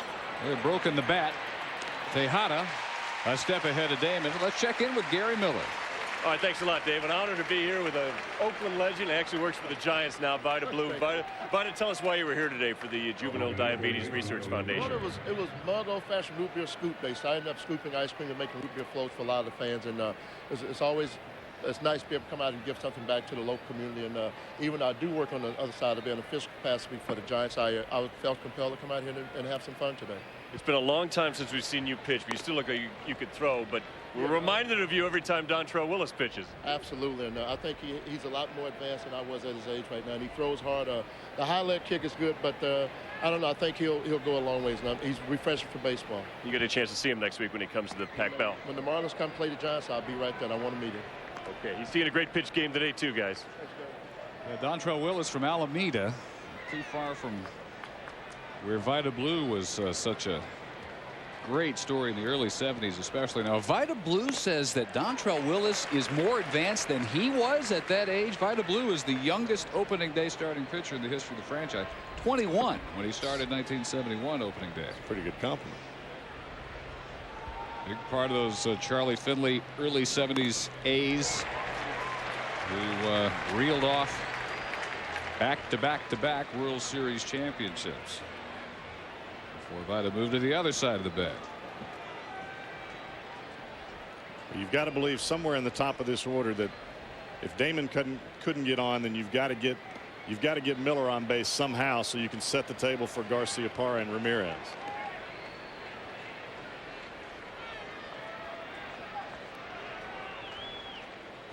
Omar has flied out twice. Miller fly to right and then robbed on that long run by Burns. This one is hit a long way, and it is fair. A fair ball wrapped around the foul pole. Number 15 for Bill Miller, and it's 2-1.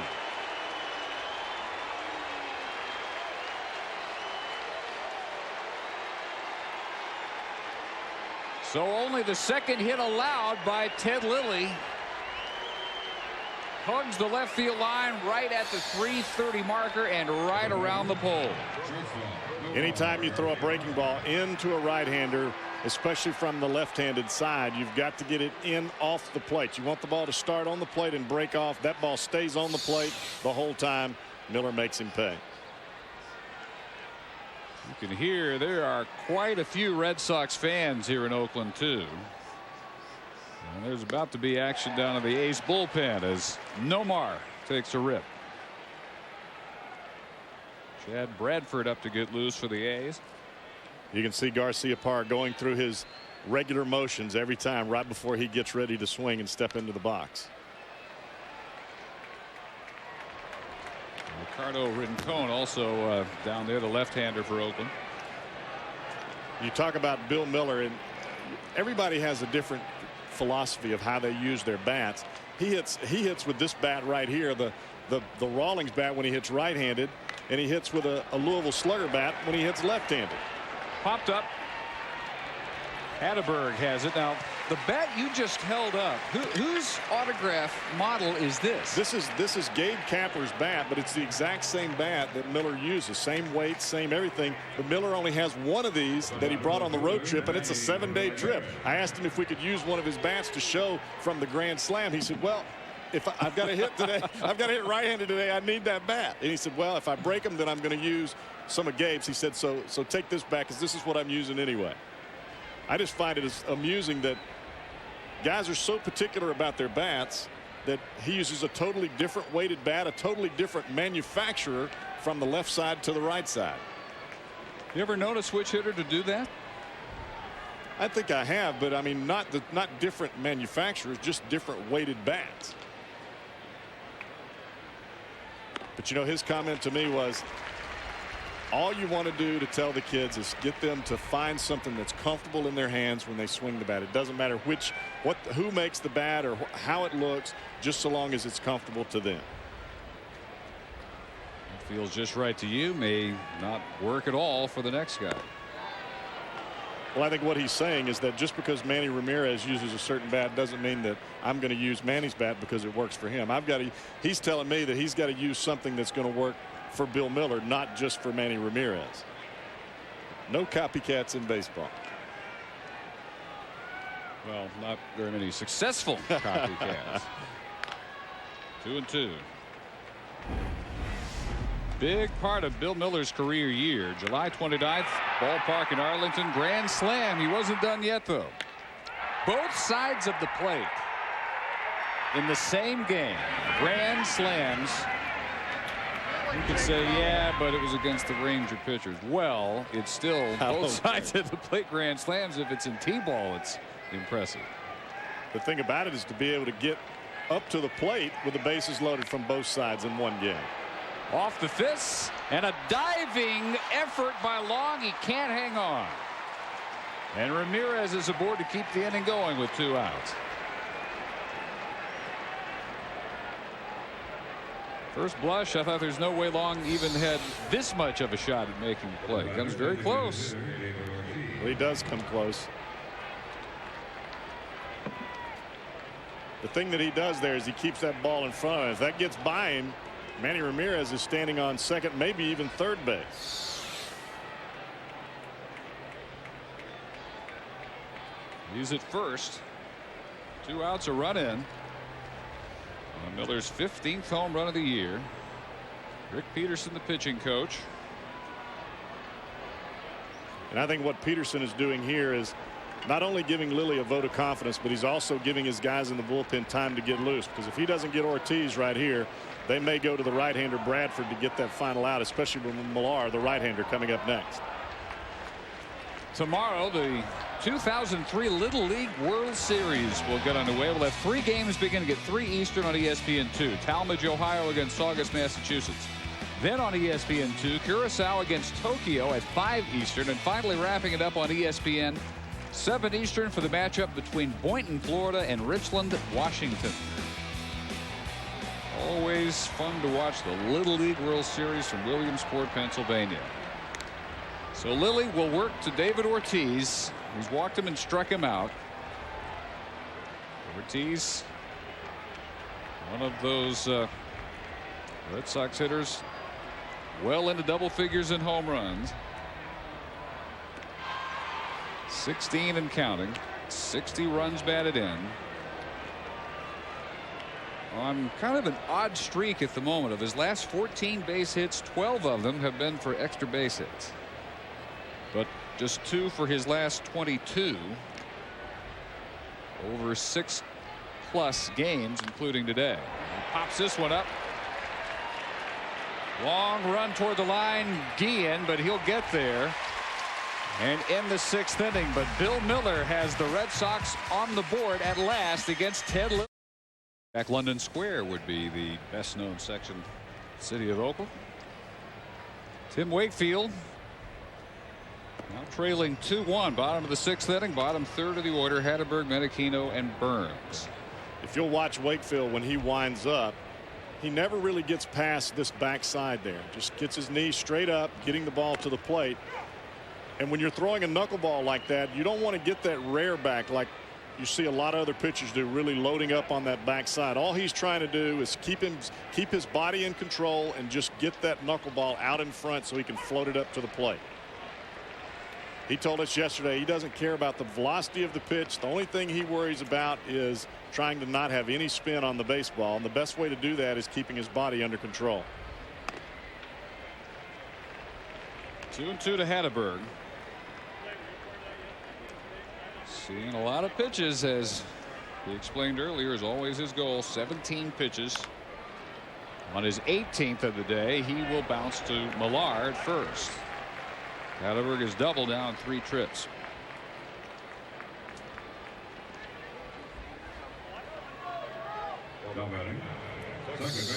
You can watch Wakefield. Just you watch his mechanics as he comes up. He's very deliberate. The knee is not a big leg kick. It's not a big push off the backside. Not a huge follow through. A lot of things very unconventional. But when you're talking about a knuckleball, you're talking about an unconventional pitch. Tim Wakefield's a little on the unconventional side in some other areas too. He's the part-time Red Sox team barber. Player rep. Loves it in Boston. There's players who have gone through and he's been there a long time. Find it it's too high intensity a baseball environment for them, but he is re-signed and probably taking less money. Re-signed even after his option was not picked up for the 2001 season. Re-signed again last November. Most pitchers pitch off of their fastball. They try to make everything look like their fastball. Wakefield, on the other hand, pitches off of his knuckleball. He tries to make his fastball look like his knuckleball. Strikeout number 7.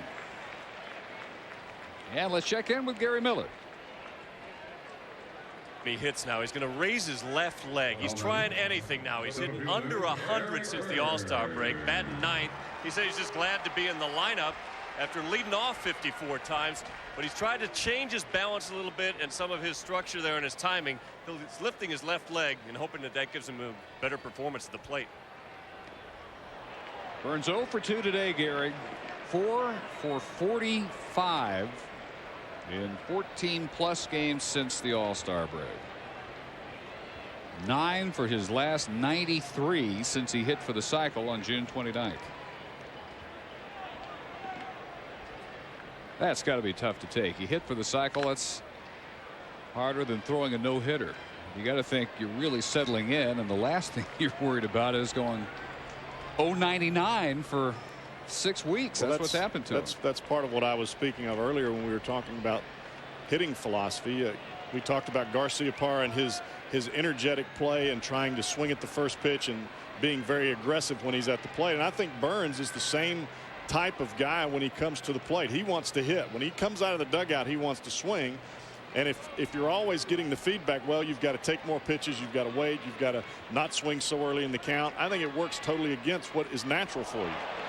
Waves at that one out of the zone. Strikes out for the second straight time. He's 0 for 3. 8 Ks now for Tim Wakefield.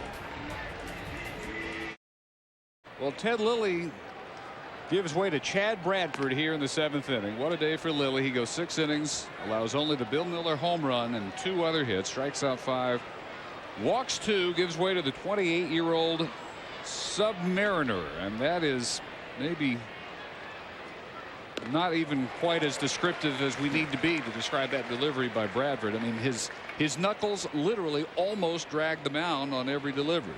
Well, he's definitely not a traditional side armor. He is a submariner. He is coming from underneath, and when the ball comes to the plate, instead of running into a right-hander, it doesn't do that. It drops straight down because his release point is underneath the baseball.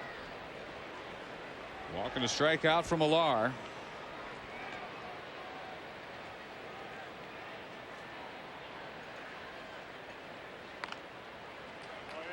You can see right there he started it just a little bit quicker, and this is part of something that Rick Peterson has been working on with Bradford, and it's changing the way that he releases the baseball, speeding up his timing so the hitter is not ready.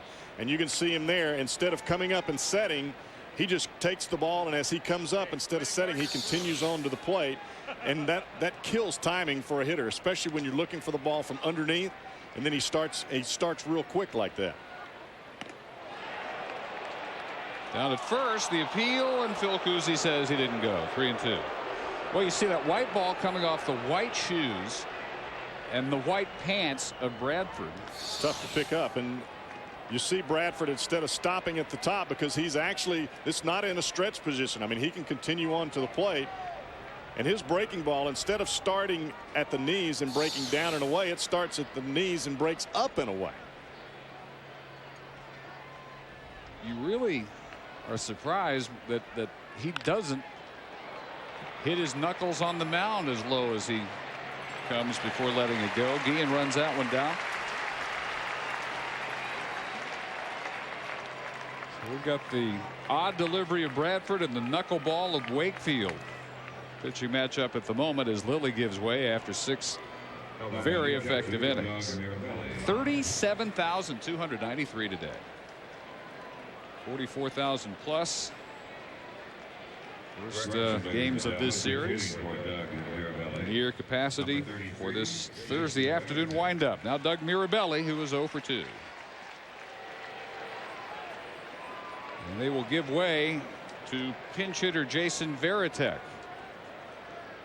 Varitek batting in the number 7 spot now for Mirabelli.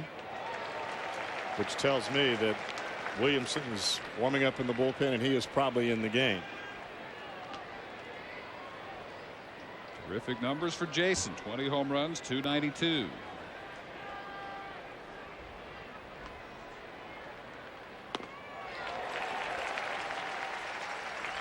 When you look at this Boston ball club, and a lot of clubs, when they get to August, they run out of gas because they're tired, having to play every single day or not having very many days off because they're the only one at their position that plays there. Boston has a lot of different guys that can play a lot of different positions. They have a lot of bench strength, and I think that is a big strength of this ball club, is that when Grady Little makes out the lineup, he can play different players and doesn't lose much in the lineup. Varitek, one of 5 Boston hitters already at 20 home runs. That ties the club record. That hits it. On a 1-2 pitch. Varitek is aboard. And Trot Nixon with 22 home runs will be the batter. But it looks like Bradford is trying to get this ball in, and when he lets it go, just holds on to it just a little bit too long. Right fielder, Trot Nixon. That actually beans him. I thought it was more the top of the back around the neck. That's the back of the batting helmet. That gets Ken Maka out to make a change and go to the lefty Ricardo Rincon when we come back to Oakland. Pinch hitter Gabe Kapler will face the new Oakland pitcher, who is 33-year-old left-hander Ricardo Rincon. Kapler batting for Trot Nixon, who struck out twice today against Ted Lilly. Kapler does check his swing there, but that pitch looked like it was a strike to me. First time Kapler has ever faced Rincon. Nixon was 2 for 9 against Rincon. Another check swing. And it's 2-0.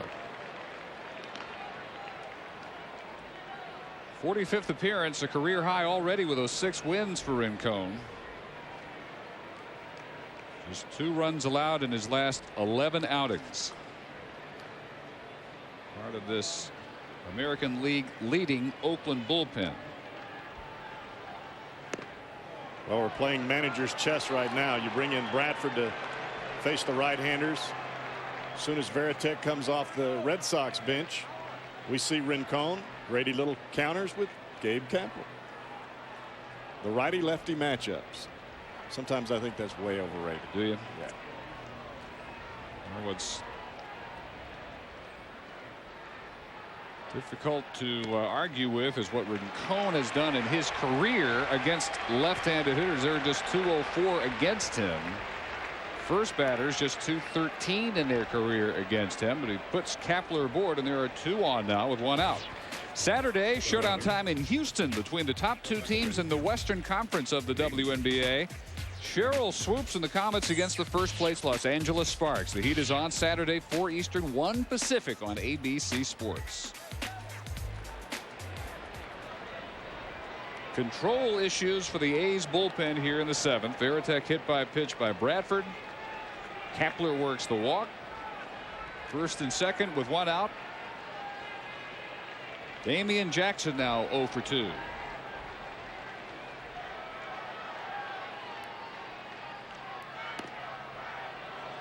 And Jackson showing bunt. Fans showing some impatience now with Kevin Kelly's strike zone. I think what Hernandez is doing is walking out to talk to Rincon just to try to calm him down a little bit. This is just one of those situations you don't want to lose control of your emotions, especially here at the end of the ball game, whether you believe a pitch is a strike or a ball, and that's not a strike. You still got to keep your emotions in check, and you've got to make pitches. You can't let the game get away from you right here. Rincon with Cleveland last year, acquired at the deadline for a minor league infielder, and was really terrific once he joined the A's bullpen. Opponents hit just 164 against him. And among active relief pitchers, no one is better at not allowing inherited runners to score. 19% for his career. Line drive, double play. Wow. Jackson hits it on the nose right to Chavez across the diamond. End of threat.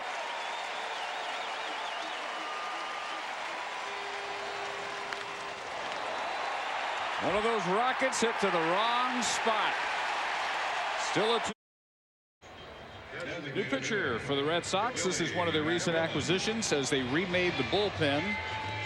They got a really good one from Cincinnati. 27-year-old Scott Williamson, 5-3 for the year with Cincinnati and Boston. 21 saves. 1999 National League Rookie of the Year. You've got quite a few guys in that Boston bullpen that got some closing experience between Jones and Timlin, Williamson, Young Kim. Gabe Kapler stays in the game in right. Also staying in to catch is Jason Varitek. So Tim Wakefield goes 6 innings, allows the 2 runs on 5 hits. He strikes out 8 and walks 4. And Billy McMillan, top of the order here against Williamson in the 7th inning. He'll be followed by Guillen and Chavez. 2-1 Oakland. Williamson right in with a strike.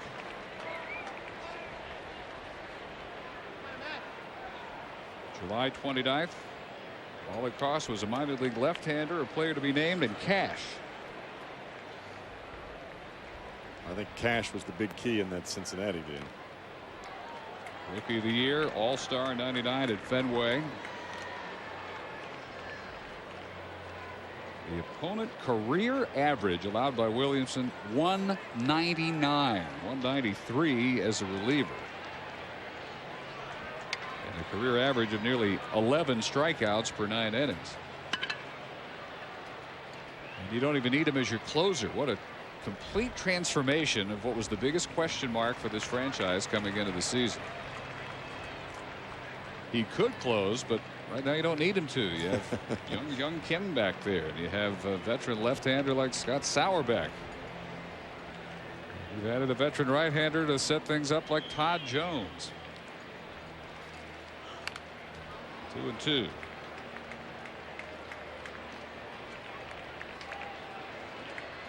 Beginning of the season, when Grady Little looked down at the bullpen, wasn't nearly as comforting a thought. He didn't have a BK Kim to look to down there. Chad Fox, Brandon Lyon, Jason Shield, Kevin Tolar, Steve Woodard, all either gone or DL. Ramiro Mendoza, DL.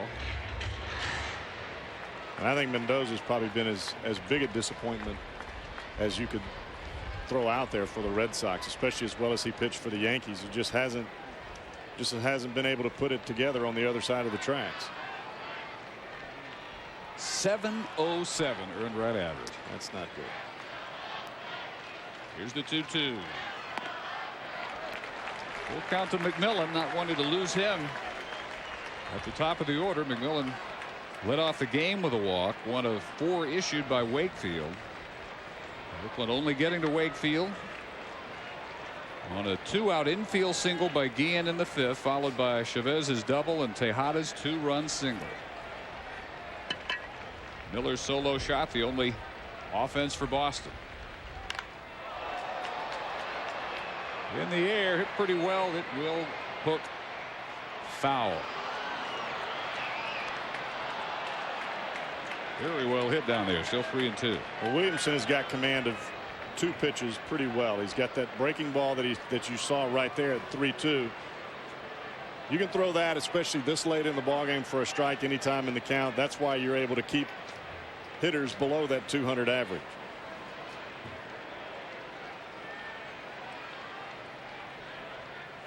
Varitek setting up the outside corner target. Just missed it. A leadoff walk here in the 7th.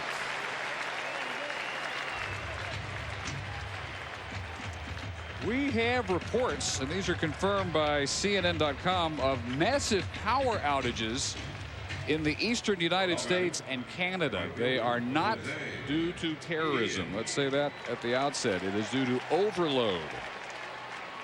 But New York, Detroit, Toronto, Ottawa, all without power. At Bristol, we are being carried thanks to backup generator power at ESPN. So again, that is due to power overload in the eastern United States and southeastern Canada. So what do you think? It's a little warm up there, a lot of air conditioning? Got to be. Not surprising at all. But if you're still watching us, it's due to the backup system at ESPN, and we're grateful for that, and obviously hope that everywhere without power will soon have that restored. Ian sends one hard hit up the middle, but right there is Damon. Let's look at the wild card picture now. As we came in today in the American League, these two were dead even, 69 and 51. For the White Sox and the Twins, the more realistic hopes were to catch Kansas City and win the Central rather than try and catch these two. But mathematically, they're still part of the picture as well. I definitely think that the White Sox and the Twins, their only race is in that Central and playing against each other, and also the Kansas City Royals. Kansas City picks up, as professionally speaking, left for dead, and get 7 straight wins by Jose Lima. Kevin Apier comes back to him. Looks like his old self. Paul Abbott. But that's part of what you have to do in a money restriction environment. You've got to be able to mix and match and pull guys off the waiver wire. You've got to do whatever you can to get to that 5th or 6th inning. So in the Central, Kansas City, which got off to the great start, then fell back behind Minnesota. A lot of people probably at that point, back in May, June, figured, well, they had their nice little start. That's the end of them. Not the case at all. They are still right there, 9 over 500. Both Central divisions figure to have very entertaining races when August turns into September, because it's only going to take maybe 85 wins. Well, the bullpens in Kansas City and Chicago are definitely going to be the difference whether each of those clubs gets into the playoff. The bullpen in Minnesota has pitched very well, but their starting pitching has had some difficulty. And we talk about how important pitching is going to be down the stretch, and all 3 of those ball clubs in their individual environment, however they pitch, is how they're going to make it. The National League Central, you have 3 within a game and a half. Houston, St. Louis, and Chicago. All 3 of those with major question marks, but with major pluses too. I think this is going to be one of the funnest Septembers we've had in a long time in baseball. Return to the pennant race in a lot of different places.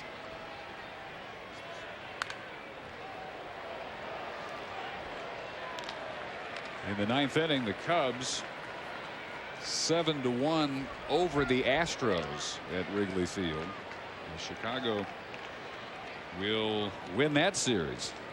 Get within a half game of Houston. St. Louis has defeated Pittsburgh 4-3. So they, as we speak, are a half back, and they can pull into a tie.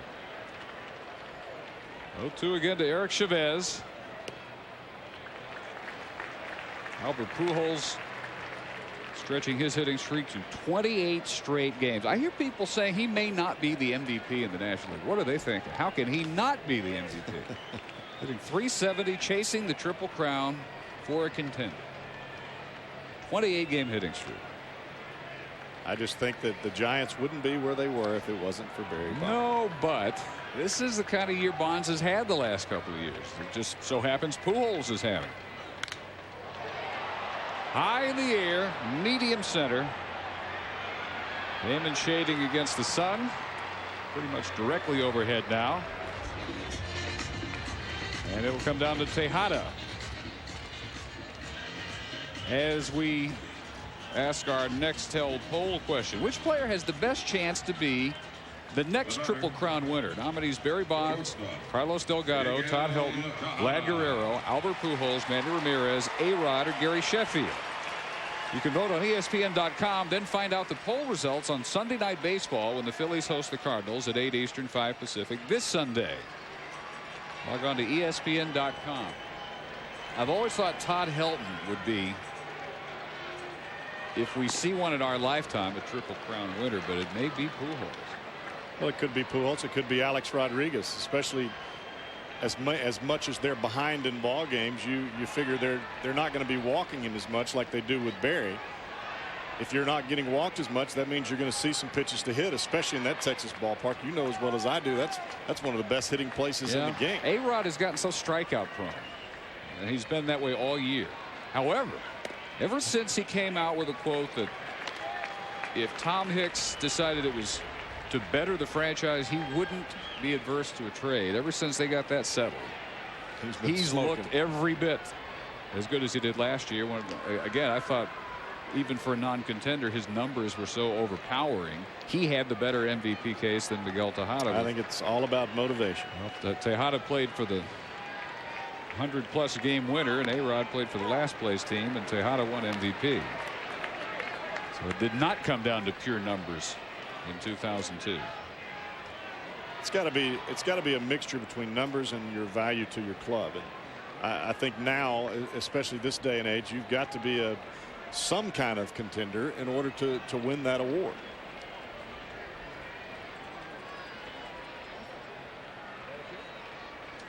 Here's the 2-1. Broken bat. Ranging over in the hole. Miller can't get it cleanly. Can't get McMillan at second base either. First and second for Terrence Long.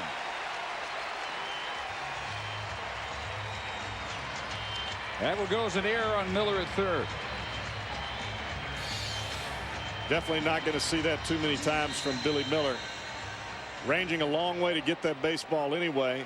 Just kicks off the heel of his glove, and he just can't get it back up in time to get McMillan at second base. So first error of the day. And now Oakland with 2 on and 2 outs here in the 7th inning. Once the conference on the mound is over, Terrence Long will be the batter. 0 for 2 with a walk. You know, in most instances, I agree with you. You should find an MVP on a contender. There are certain years, though, where the numbers of an individual are so overpowering. I just think that you shouldn't hold, for instance, last year I thought against A-Rod, the fact that he's not a pitcher. That's what I think. I think his numbers last year warranted him being MVP. But when you start talking about the bottom line of that award, how valuable are you to your club, and what's your club doing? Andre Dawson was an MVP for a very poor Chicago team. So if this Triple Crown winner, we haven't had one in nearly 40 years, but if a Triple Crown winner plays for a non-contender, do you hold that against him? Is he not an MVP winning a Triple Crown? Could be a question for a Helton or a Delgado. Exactly. I think there's a fine line between just plain statistics, no matter how good they are, and your value to your team. And if your team's not winning, then what value are you? I mean, that's kind of where it comes to. But how much blame do you get? It's the flip side of that question. Chops at the 2-0 pitch, and Garcia-Parra ends the threat. 2 left to board here against Williamson in the 7th inning. And we're down to baseball 101 time. My favorite part of ESPN day game coming up. 8th inning now. Dave Barnett, Jeff Bradley, Gary Miller. 2-1 A's over the Red Sox. Johnny Damon 0 for 3. And Miller and Garcia-Parra. This will be a challenging inning for Ricardo Rincon, who came on in relief of Chad Bradford in the 7th inning. Walked pinch hitter Gabe Kapler before getting Damian Jackson to line into an inning-ending double play. It's been a day for the pitchers. Ted Lilly, 6 innings of 3-hit ball for Oakland, struck out 5, and the knuckleball of Tim Wakefield, for the most part, was very effective. 6 innings, struck out 8. Gave up the 2 runs on 5 hits. And now the 33-year-old from Veracruz, Mexico, Rincon.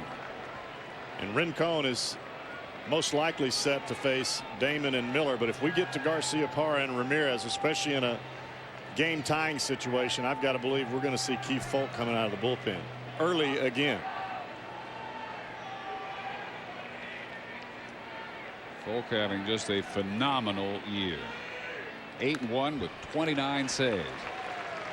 2-2. Rincon acquired during a Cleveland-Oakland series before the second game of that 3-game series. In fact, here in Oakland, he just switched clubhouses. What could be more convenient? No cross-country flight for Ricardo. We were doing the game that day that he got traded. Just carried his stuff down the hall. Here's the 2-2, and he got Damon. Let's check in for Baseball 101 time. Gary Miller.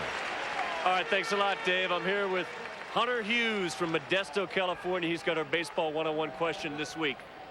If I could keep this man from walking in front of him. Sorry about that. How old do you have to be to throw knuckleball? Well, Hunter, I tell you what, I think that you should be at least 13 or 14 years old before you ever mix around with it anyway, whether it's a knuckleball or a breaking ball, simply because you want to give your body time to develop and give your arm time to develop before you start messing around with pitches that are different than just throwing a straight fastball. Oh. Did it disappoint you? No. Do you want to throw a knuckleball, Hunter? Yeah. Oh, come on, let him try one. Spoil sport. Hey, did we get my kick save on there from that guy that wanted to walk in front of Hunter? Sure. But seriously, though, is it close to the same pressure that a young arm would undergo on a curveball? Because, you know, you hear 12, 13, 14 at the earliest to start a curve. Is it the same theory in your mind for a knuckleball? I think so. I think for development of a young arm, the best thing that you can do is throw the baseball and throw it straight. Learn control, finger control, as well as arm control. And I think that builds up your arm over a period of time. A knuckleball can be thrown at any time. It's just not something that you want to. I mean, you can mess around with it. I just don't think that it's something that you want to consistently throw, because I think it takes away from your arm strength and the way that you build up your arm. Hunter, is Mr. Miller being nice to you? Has he bought you any food? Have I been nice to you? Yeah. Has he given you an ice cream cone, maybe some cotton candy? They want to know if I've given you an ice cream cone or cotton candy. I know your buddy Dalton over here has got some sunflower seeds. Is he sharing those with you? Yeah. Hunter, do you like to play baseball? Thank you very much. Do you like to play baseball? Yeah. Are you a very good hitter? This is a tough question. He's in coach pitch. He's in coach pitch. Who are you, Sam How is it when the Donaldson? coach pitches? Is it easy to hit? Yeah. Do you think, Hunter, do you think you could hit a knuckleball? Baseman Bill Miller. Do you think you can hit a knuckleball? Yeah. All right. We're going to line up Mr. Candiotti for you next time we come out. There you go. All right. Thanks, guys. Hunter. Good question. So Keith Folk with one out in the 8th inning to face Bill Miller, who has the Red Sox offense today with a 6th inning home run, his 15th of the year. Miller batting left-handed now, 8 homers in 128 at-bats, batting righty, 7 in 254 at-bats as a left-handed hitter. As Folk comes in now, 5 outs away from nailing this one down for the A's. Quickly ahead, 0-2. Keith Folk has just been an absolute anchor for this Oakland A bullpen, and this is a guy last year in Chicago that they virtually left him for dead in the bullpen. They were saying this guy couldn't close anymore. Awfully close to the outside corner.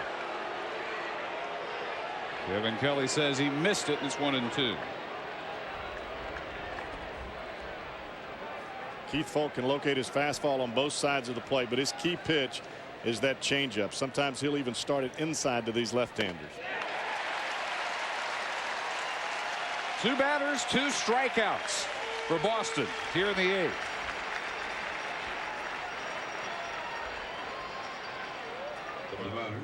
Well, the A's have gone through the closers from Jason Isringhausen to Billy Koch, and this year that job belongs to Folk. With no letdown whatsoever. Folk going for save number 30 for the year. 8-1 with an ERA in the low 2.3 range. He had a 6-hitter save Tuesday night. Last time he had tossed 2+ innings for a save was September 17th of a year ago with the White Sox against Kansas City. Last time an A's closer had gone 2 innings for a save was over 4 years ago, and Bill Taylor was the closer, June 1st, '99. He has now retired 10 straight batters, 14 of the last 15. He's given up 1 run over his last 12+ outings. We talked about how aggressive Garciaparra was on the first pitch. The first pitch that he sees from Folk is a changeup down in the dirt, and another changeup there.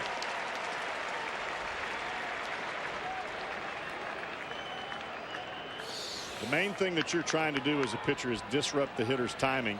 And even though this pitch is right down the middle, it's so much off of his fastball, even Garciaparra can't recognize it.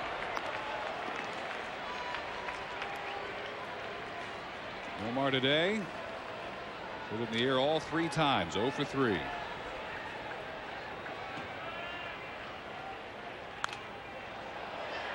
Out of play. This trade, Folk for Koch, looking pretty good for Billy Beane at Oakland right now. Koch having lost the closer job. Folk has settled right into it. And among the best in the business. Hit fairly well, but again back out of play, and Folk will come once more to Nomar, 3-2. Free swinging Garciaparra has not taken a strike all day. He has swung at all 9 strikes he's seen. Applied to center, left, and popped to first. I think Garciaparra in his mind believes if it's close, I can hit it. Short right, backing out. Menechino coming on to make the call. Guillen, he's flied out again.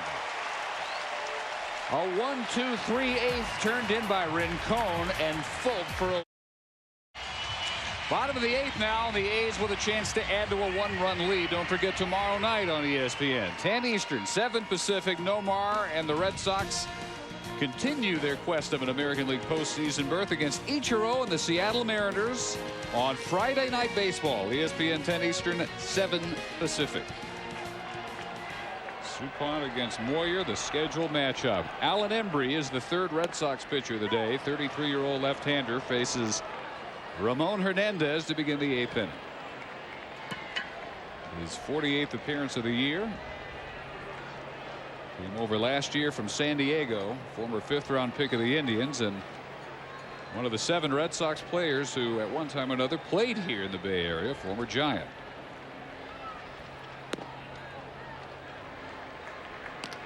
Wakefield started 6 innings, allowed both runs in the 5th.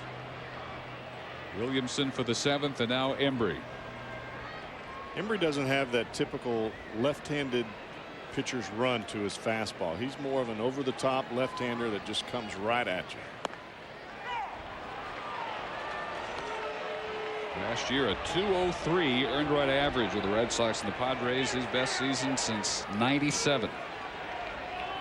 And a lot of lefties, especially as we saw Rincon earlier, when they let go of the baseball, especially their fastball, it runs a little bit to their arm side. Embry, on the other hand, 4-seam fastball, just rearing back and letting it rip.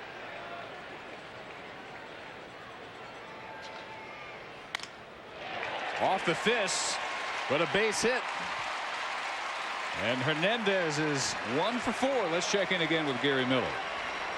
Dave and Jeff, one of the guys you don't see with the Boston Red Sox in this road trip is Tony Cloninger. He's had to go back to his home state of Carolina to continue cancer treatments, but their latest tests show that he's completely free of cancer. They expect that Tony Cloninger will rejoin the team next week when they return home. Dave Wallace has come over from the Dodgers organization to serve as their pitching coach. Cloninger will come back as a special assistant, but that's great news for the Red Sox. Absolutely is great news, and it's a story that Red Sox fans have been aware of and followed all year. Probably to a lesser extent, fans around the country have been aware of the struggles of Tony Cloninger, but that last checkup sounded great. We'll hope to see him back in a Red Sox uniform very soon. Hatteberg a double in 3 trips. See that third baseman Miller way in. Swinging away, and that one's going to fall in the gap. Here's the throw at third. It is offline. And after hesitating, Hatteberg will go on down to second base. When Manny throws this ball in, he misses Garciaparra, and it causes Miller to have to go towards left field, actually towards the tarp in left field, to try to make this play. And when you're having to go that far away from your designated base, Hatteberg just goes into second base is easy. He's content with a single right there. You see him start to break down a little bit. When he sees the bad throw, he just jogs into second base. Second and third, nobody out here in the 8th, and Boston trying to keep the A's within a run. That will go as a single, and a throwing error on Ramirez in left.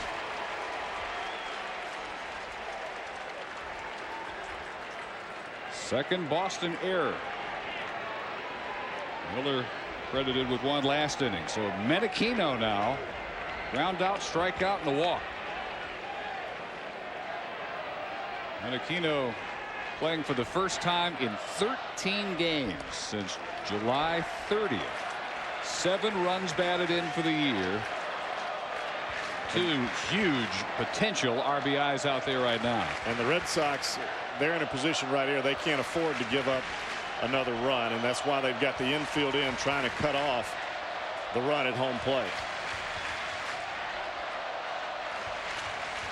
Embry falling behind. Back to the screen, a ball and a strike.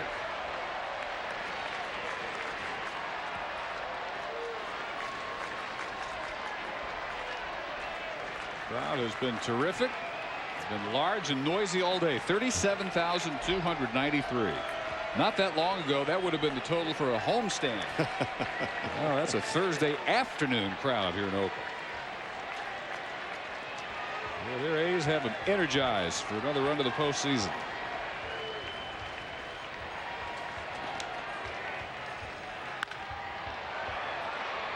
Out of play, 1 and 2.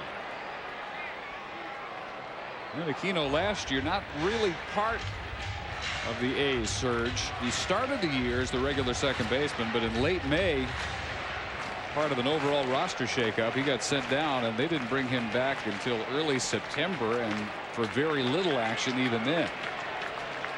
Well, Menachino is a fastball hitter. Embry is a fastball pitcher. Embry has got to make a pitch right here. The last thing that you want to do for the Red Sox is give up a run right here. You've got to be able to give your ball club a chance to win the game in the 9th inning. You give up a base hit right here, it's 4-1, and the chances of the Red Sox coming back are pretty slim at that point. Embry ready, and the 1-2 is again back out of play. Just the second time Menachino's ever hit against Embry.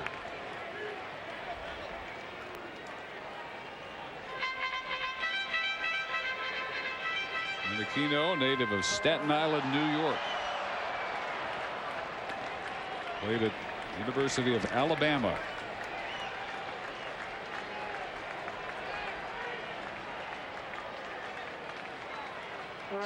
Hatteberg at second, Ramon Hernandez at third with no outs here in the 8th. And Menachino continues to make Embry work. This series billed correctly statistically as the best offense in the American League in Boston, the best pitching in the American League in Oakland. And even though these are not the frontline starters we've seen today, Lilly and Wakefield, the pitching has ruled the day. Well, the pitching has ruled today, but the biggest thing that jumps out in my mind is Boston is starting this one of the toughest road trips of their season. If they lose this ball game, they're 1-3 in a 14-game basic gauntlet for them heading towards the playoff run. They're playing against Seattle and Oakland, and not starting this trip very good does not bode well for them for the next few games. 3 losses in 4 games here, not the way Grady Little wanted to head into Seattle. That's what's staring him in the face, though.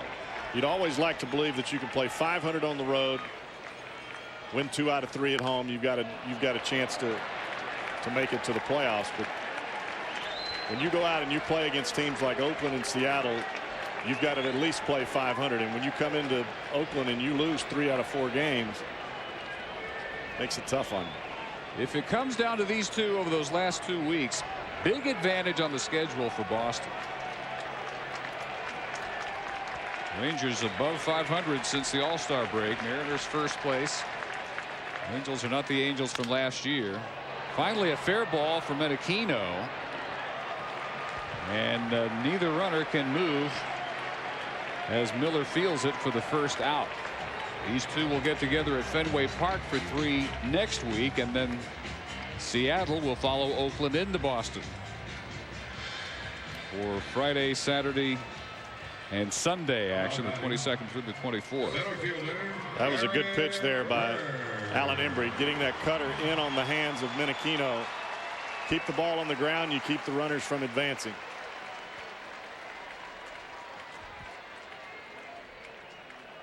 Still second and third, but 1 out now. Eric Burns 0 for 3 with a pair of strikeouts today, 4 for his last 46. So the average down to 271. The A's today not been very timely with runners in scoring position, just 1 for 8. Tejada a 2-run single in the 5th. That's their whole offense. You've got to have more than just a couple of guys producing, especially when it comes down the stretch. I don't care how good you pitch. Well, that will continue to be the question about Oakland. 13th best. Second worst is the more descriptive way to describe their offense. Only Detroit has a lower team batting average. They're in a completely different category altogether. And for a team that specializes in on-base percentage, they're 12th. They don't have a single player in the top 10 in getting on base. They're 12th or worse in 7 different offensive categories. That's a lot of pressure to put on your staff, even the best staff in the American League, night in, night out. Well, I think a lot of that goes back to their philosophy as a hitting ball club. The statistics say one thing: on-base percentage wins you ball games, but you've also got to have the equipment to make that theory work. You've got to have guys that are like Hatteberg, that like to take pitches, like to hit deep into the count. Not everybody wants to do that. Now, they may take the company line and say, yeah, let's do it. But if you don't perform and you can't put the numbers on the board, what good is it?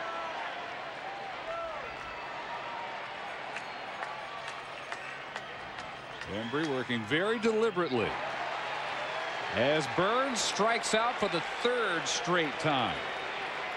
And there are 2 gone here in the 8th. This copyrighted telecast is presented by authority of the Office of the Commissioner of Baseball and may not be reproduced or retransmitted in any form. The accounts and descriptions of this game may not be disseminated without written consent. That was a huge strikeout for Alan Embry right there, getting Burns on with runners at 2nd and 3rd and striking him out with no production. New MLB Authentic Collection Performance batting practice jerseys and caps are here. Now anyone can get them. Just visit MLB.com. Big out it was. Back to the top of the order, Billy McMillan. He was walked twice, struck out, and grounded out. Billy just 11 runs batted in for the year. He could get a couple here. Make his year to date. This is one of those innings that you go from dreading it as a Red Sox fan to be totally fired up when the Red Sox take the dugout to come out in the 9th. If you can get through this inning without giving up one of these 2 runs. 4, 5, and 6 due up for Boston. Ramirez, Ortiz, and Millar. So they will have sticks they want up there with the game on the line. Will they be 1 back? Will they be 3 back is the question. Embry and McMillan will answer it. Boston this year has really specialized in the come from behind win. 29 of their 69 wins. Well, I know this is the day they're looking for one of them.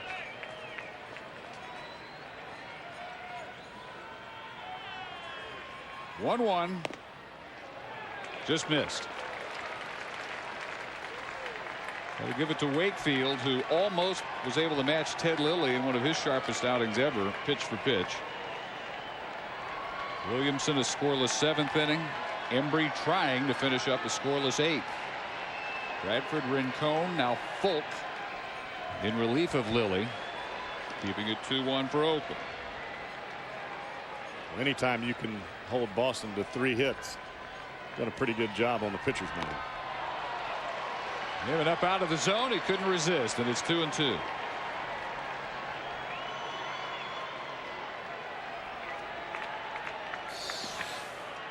Fastball up. As a hitter, when you've got the pitcher in a hole, you're looking for a fastball up that you can catch up to. But Embry's fastball is so hard. If you swing at the ball that's above the letters, only thing you can do with it, if you can make contact, is pop it up. Against left-handers this year, McMillan just 1 for 11. He's mostly been a pinch hitter, and he leads the American League with 9 pinch hits this year. 9 for 22, 4 doubles. And a rare start today, 0 for 2. Here's Embry's 2-2, and he got it. Wow. Works out of trouble with back-to-back strikeouts. Last chance for Boston. Manny Ramirez to lead off the night. In the 9th inning now. Pete Folk trying to wrap up this 2-1 win for Oakland. When we're done, SportsCenter will follow. And among their stories, they will update the Ted Williams fiasco. Barry Bonds has again had to leave the team because of the health of his father, and trouble for Tiger at the PGA. First round of the final major today. SportsCenter following. First of all, Manny Ramirez, who is 0 for 8 lifetime against Folk and 2 for 3 today with singles in the 4th and 6th innings. A 2-inning 6-out save Tuesday night in the second game of this series, the 29th of the year for Folk, trying to get a 1 2/3 inning save today. You don't want to run your closer out there in the 8th inning too often, but in a big series like this, this is the time, if you've got to do it, this is the time to put him out there. Ball and a strike. Manny Ramirez, 8th in the American League with 27 home runs, but has never done any damage whatsoever against the 30-year-old from Rapid City, South Dakota. 1-2. Folk part of that white flag deal when the White Sox were only 3 games back in the middle of the '97 season and made the multi-player trade with San Francisco. Folk was a 9th-round pick of the Giants and went to Chicago in that deal, and to Oakland for Billy Koch, who has lost his closer status. 2-2.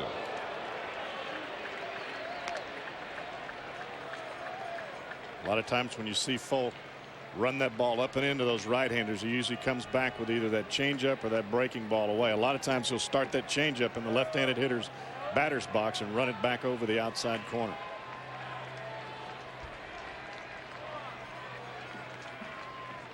Looking at Hernandez and the 2-2. That's headed maybe for the upper deck. Very close. High up in the mezzanine, but way out in front of it.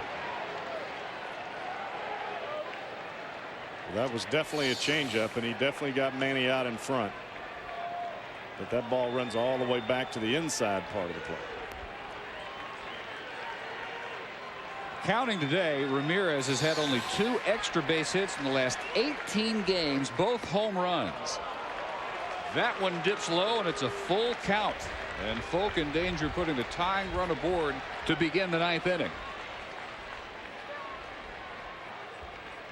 Out after his 30th save. This is one of those spots you don't want to give Manny something that he can hit out of the ballpark, but you don't want to put him on either. You've got to make a good pitch here.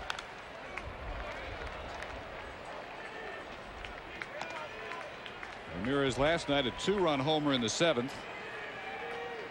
Millar followed it by going back-to-back. Both drove in 3 runs in Boston's 7-3 win. Their only win so far in this series. 8th pitch. Folk again foul back to the screen by Ramirez. We talked about Manny being so important to this ball club offensively, not only just because he can hit the ball out of the ballpark, but just when he hits, it makes everybody around him that much better. And it's amazing how your big guys always seem to show up in the bottom or in the last inning when you need them to step up a little bit. And again back over the screen. Manny making him work. 10 pitches at least will be required to get through the first batter here in the ninth. Folk came on in the 8th with 1 out. Struck out Miller. Got Nomar to fly out. Ready again. 3-2 to Ramirez. Way back left field and deep and gone. Manny Ramirez has tied it at 2.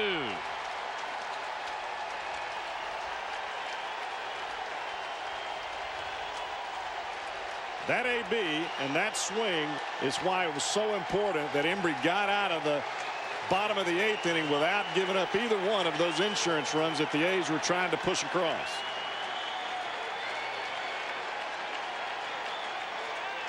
The 10th pitch of the at bat was the one Manny was looking for, and it's his 28th home run.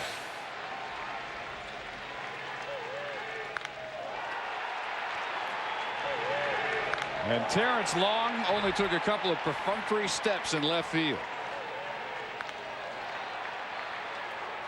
As Grady Little and the Red Sox in the dugout enjoyed every inch of that ride. So 2-2, and now Ortiz.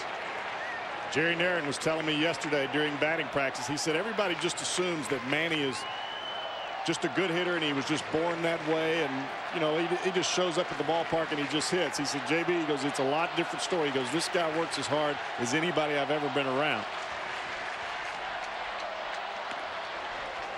This is the 5th blown save of the year for Folk, and a very tough at bat for him. 4 for 10 with a couple of doubles and a home run lifetime against Folk. For David Ortiz. Kevin Millar with 20 home runs, the on deck circle. 1-2. You've been in that position. It's not fun to remember, I know, but you've been there. You have blown a save, but you have a 2-2 tie to still try and nail down and get your offense another bat, try and win it in the 9th inning. How difficult is it to have amnesia after a long ride like the one Ramirez just took on him? It's not easy, and it's frustrating. Your mind is trying to concentrate on the hitter that's at the plate, but yet you're still thinking about the mistake that you made to tie the ball game. But you can't let past mess you up. You've just got to keep pitching and making pitches. Now Ortiz swings at Folk's pitch. Second strikeout, 1 out here in the 9th inning. It's very frustrating when you get out there and you have that kind of AB where a batter keeps fouling them off, and in your mind you're thinking, all right, I've got this guy. He's not on it. He's fouling everything off, and you relax just for that one pitch, and then that happens. And then you get so frustrated, you're like, I cannot believe I just made that pitch. Well, you got two or three more outs that you got to get out, or you're going to lose the game. Well, he's recovered nicely. Struck out Ortiz, now gets ahead of Millar. And in the Oakland half of the 9th inning, 2, 3, and 4 due up. Jose Guillen, Eric Chavez, Miguel Tejada, exactly who they would like in a potential game-winning role in the bottom of the 9th.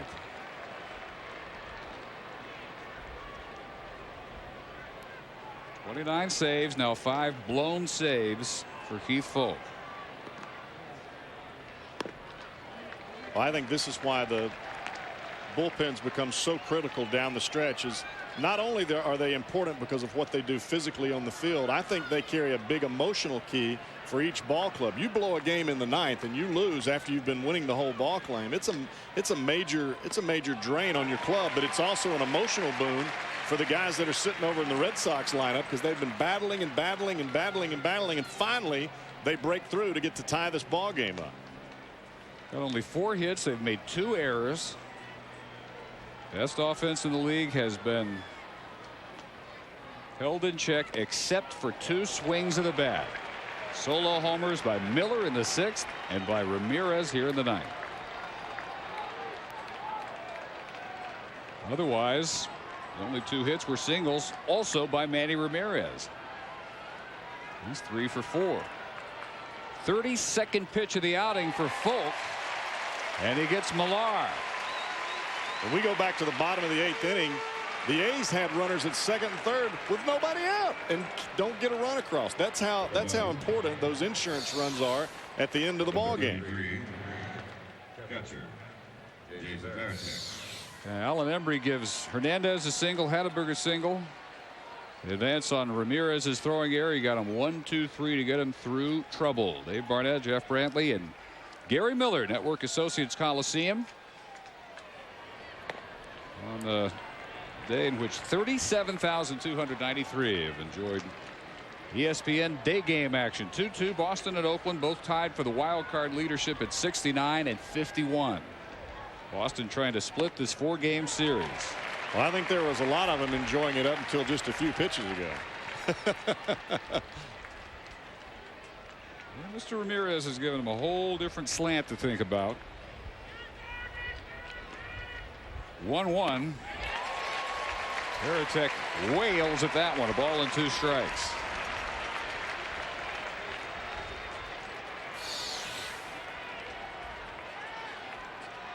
Another changeup by Keith Folk on the inside part of the plate. That's what he got Millar with.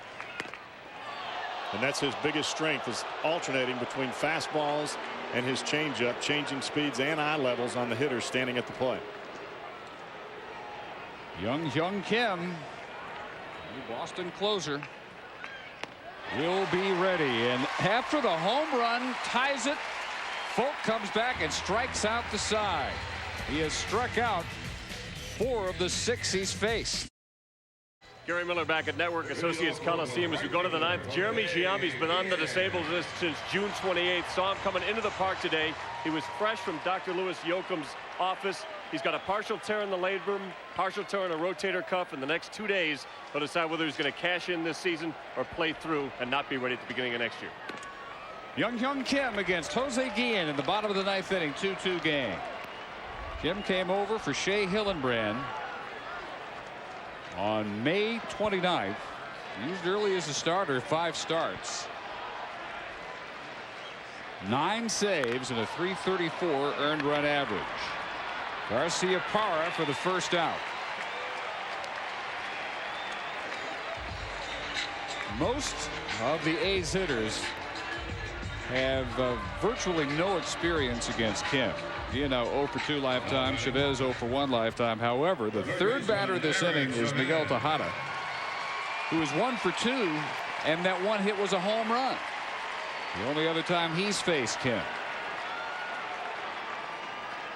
Kim seems to be a guy that most people have a difficult time with him the first time around, simply because he's so unorthodox in his delivery.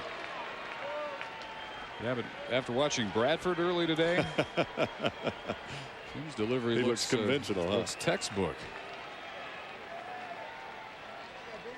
Hero Chavez retired only once on the fly in the center field last time up.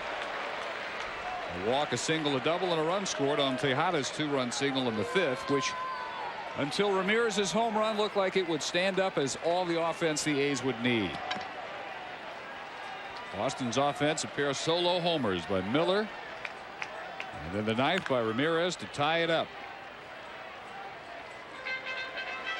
Red Sox hoping for their 30th come from behind win of the season.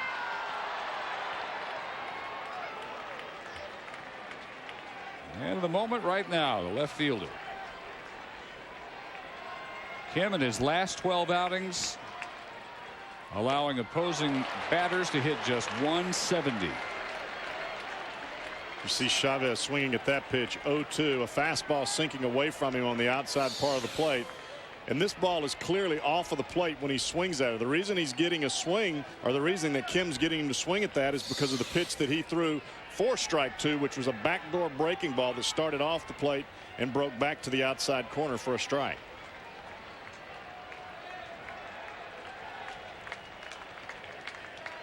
He's 4 years old, out of Korea, his 5th year. The 0-2. Last year with Arizona, an all-star in his first full season as a closer, and he finished the season erasing all doubts that may have been lingering after the back-to-back meltdowns in the 2001 World Series. Last 22 outings last year, ERA of barely 1. Well hit, way back in right, and reaching up against the wall to make the catch is Gabe Kapler. Yeah, Kim smiling at that one. All too close to a game-winning walk-off home run by Chavez. That's the pitch that gets Kim in trouble, especially these left-handers. He's trying to get that breaking ball on the outside corner, and where does it end up? Right in the middle of the plate, right at belt high, and I think Chavez thinks he's got it when he makes contact. Kapler makes a great play getting back there to catch that baseball. Don't have to speak Korean to know exactly what was on BK Kim's mind at that instant. Strike 1 to Tejada. How do you say whew in Korean? Just like that. Just like it is. Well, Tejada 1 for 2 with a home run against BK Kim lifetime. Driven in the only Oakland runs back in the 5th. 1-1. Total of 4 runs, 11 hits between Boston and Oakland today. This is Tejada's 553rd consecutive game. 1-2. That streak now 24th on the all-time list. One more look at the handiwork out in deep right by Gabe Kapler. The only way that Kapler gets to this baseball is getting a great jump as soon as the ball comes off the bat. That is not an easy play, especially a ball that's directly over your head. 2 outs and the 1-2. Slow roller to Garcia-Parra. And we will play extra innings. The 4th and final game of this series at Network Associates Coliseum in Oakland. 2-2 into the 10th. Yeah, Mike, one of the scheduled games tonight on the East Coast, Giants at the Mets. But New York, one of the cities hit by that power outage. We reached the 10th inning and just activated off the DL 33-year-old right-hander Jim Messier, who starts Gabe Kapler with a strike. Messier from Queens, New York.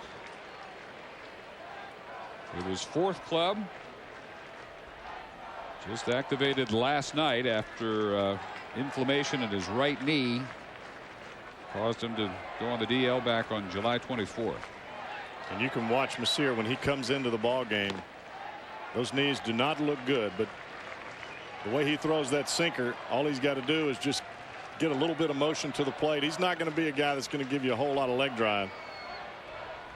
He's just going to try to sink it the best that he can. One of his best years last year, he was 3rd best in the American League among relief pitchers at preventing inherited runners from scoring. Only 18% did. And the oddity about Messier as a right-hander is he's much tougher on left-handed hitters. They hit just 204 against him last year, and right-handers hit nearly 300. And the biggest reason is he sinks that ball away from those left-handers. It starts in the middle of the plate, and he gets a lot of ground balls when they run away from him. It's a ground ball off the mitt and chased down in short center by Tejada. Looked as if it might be playable for Miguel Tejada, but he can't come up with it, and Kapler is aboard to start the 10th. Another case of a guy making a great play leading off the inning. Or not. And in this case, not. And Miguel is not happy about it either. So a base hit for Kapler. I've got to believe we're going to see Damian Jackson bunting this ball, trying to get Kapler in scoring position at second base. And the thing about it is we talked about Messier's knee problems. He's not able to get off the mound very well. So if Damian Jackson bunts this ball, he wants to bunt it down towards Hatteberg at first base because Chavez is playing in at third. Jackson only one sacrifice all year. That's something Boston specializes in. They have only 19 successful sacrifices. Well, the way that they swing the bat, they don't have to do it that often. But when you're in this type of situation, especially in extra innings at the end of the ball game, all you're trying to do is figure out some way to get one run across the plate.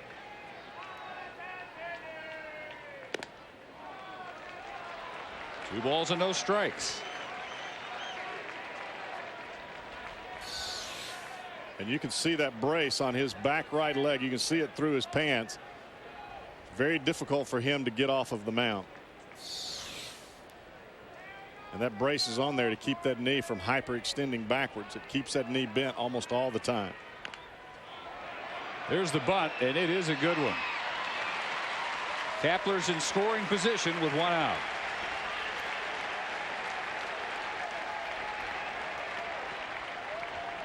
And now up to former A Johnny Damon.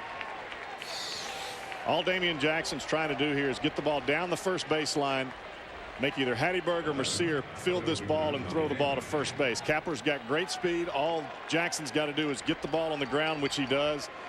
Perfectly executed sacrifice bunt. This pitch misses to Damon. The other oddity about Messier in this great pitcher's park here in Oakland, his ERA last year was .568. Away from Oakland, it was 3. Now, most pitchers would have much better numbers here than on the road.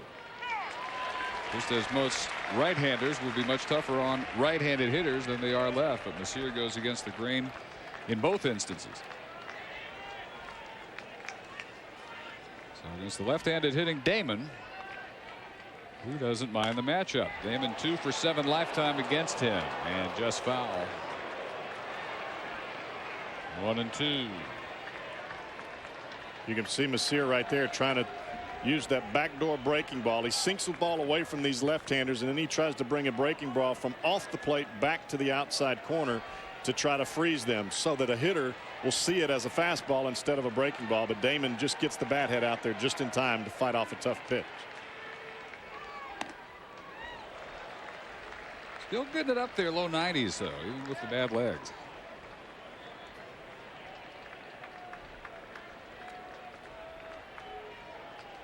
Neither team distinguishing itself at all in offensive opportunities. Only the 2-run single by Tejada in the Oakland 5th. Only instance of coming through with the runners in scoring position. Well, this Johnny Damon AB is starting to be a little reminiscent of the Manny Ramirez AB of fouling off tough pitches. And sprayed back to the mezzanine. Sports Center will follow when we have no idea.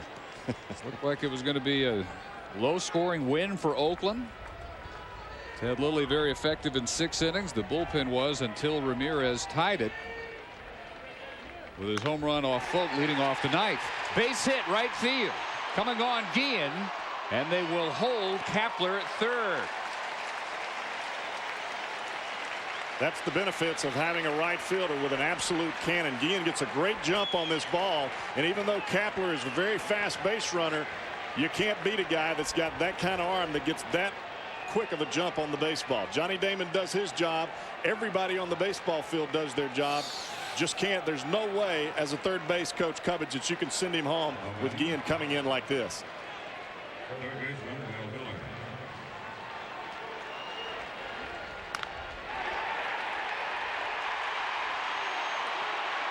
So just how quickly Mike Cubbage threw up the stop sign for Kapler. Never hesitated. Anywhere else in the ballpark, if it's hit to Burns in center field or into left field, Kapler's scoring, not to Guillen in right. The number 2 hitter in the American League, Bill Miller, who started the day at .330, takes a strike.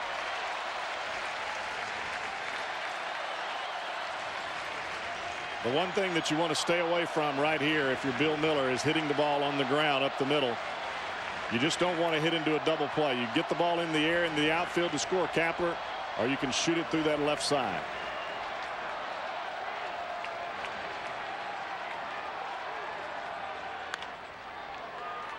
Oh and 2. Miller has grounded into 8 double plays this year. You can see Miller really trying to wait. That's what Messier does. He gets the left-handers out in front just a little bit, getting to roll over that sinker. Miller really having to work to keep his hands back to just try to shoot the ball the other way and not hit the ball on the ground up the middle.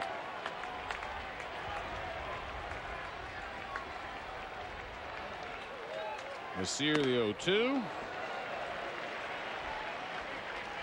Miller in the 6th inning with 1 out hit his 15th home run of the year, 5 more than he had ever had in any season before this year. His 60th run batted in, also a career high.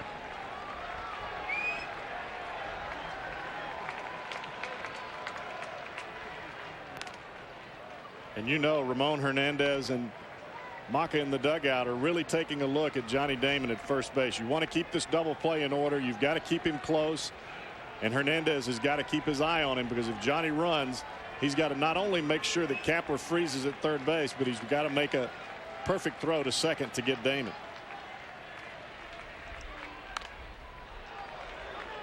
Miller with runners in scoring position this year, outstanding. 337.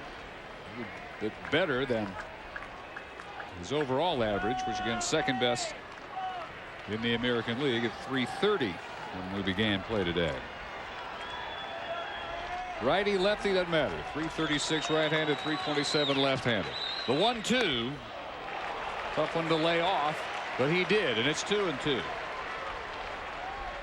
When you're looking away and you're trying to guard from the middle of the plate out, you can take a pitch like that. If you're having to fight a pitch off inside or having to speed up your bat for a fastball in, you can't take that pitch right there. That's a changeup. That's the first one we've seen from Messier today.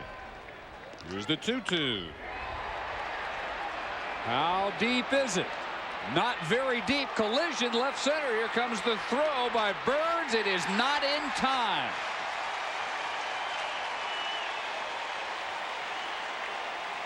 Burns and Long get tangled up, but it is deep enough to score Kapler and make it 3-2 Red Sox.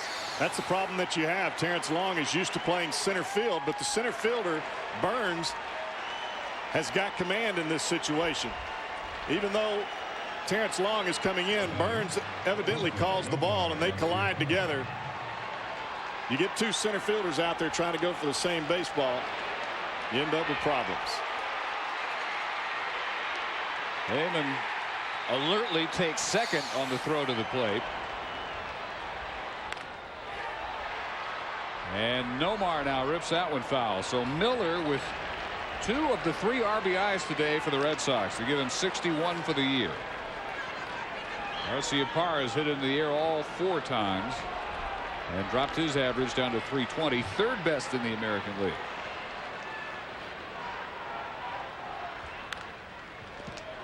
Oh and 2, the only lead of the afternoon for Boston. Red Sox trail 2-0 after 5 to the 2-run single by Tejada. Miller's homer in the 6th, 2-1. Ramirez tied it in the 9th with a home run. And Miller has delivered their only lead. Coming on, Chavez throw gets by Hatteberg. And Damon will come around for a 2-run Boston lead. All the way to 3rd goes Garciaparra.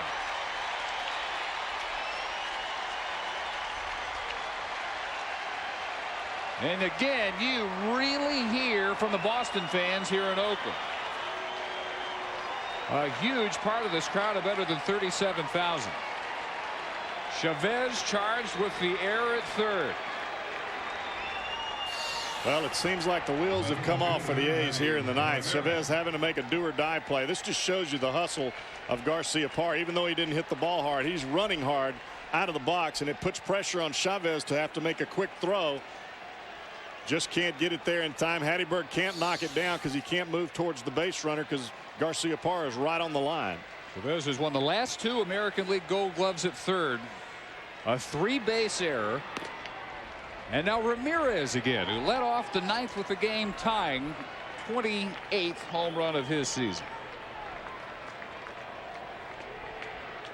Ramirez with 3 extra base hits in his last 18 games. All 3 are home runs.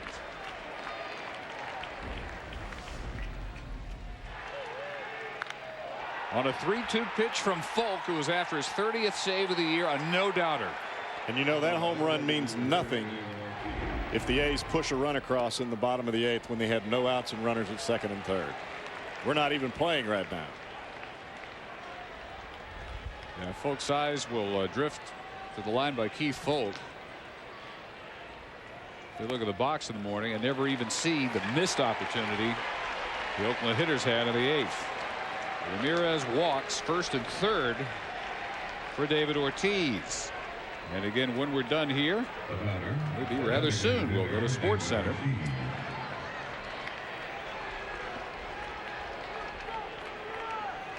Meanwhile, a long walk out to the mound and a pitching change coming up with 2 Boston runs in here in the 10th inning. It'll be left-hander John Halama when we come back. 4-2 Red Sox. Again, the Network Associates Coliseum in Oakland, ESPN day game. Extra innings as Boston takes a 4-2 lead here in the top of the 10th, trying to even this 4-game series at 2 games apiece. Dave Barnett, Jeff Brantley, Gary Miller. Sports Center will follow. Right now, John Halama is on, the 31-year-old lefty in his 5th year, making his 25th appearance of the year, with 2 runs in, while Jim Messier was in for his 2/3 of an inning. David Ortiz, the batter, has struck out twice in 3 trips. He's also walked. What a fight back for the Boston Red Sox today. This game has changed in a hurry. Look for all the world to be hopeless, all but hopeless, against a top-notch reliever like Keith Folk.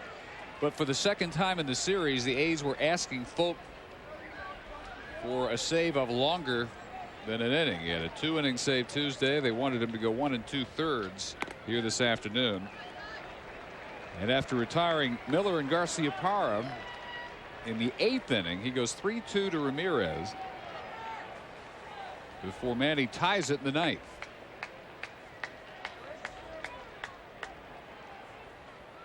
And the Red Sox have really taken a page out of the A's book by going deep into at bats. Just this inning, 6-pitch at bat. Gabe Kapler singles to greet Messier. 7-pitch at bat for Damon. He singles. 6 pitches to Miller. Sac fly. Long, Hernandez, Hatteberg due up for Oakland.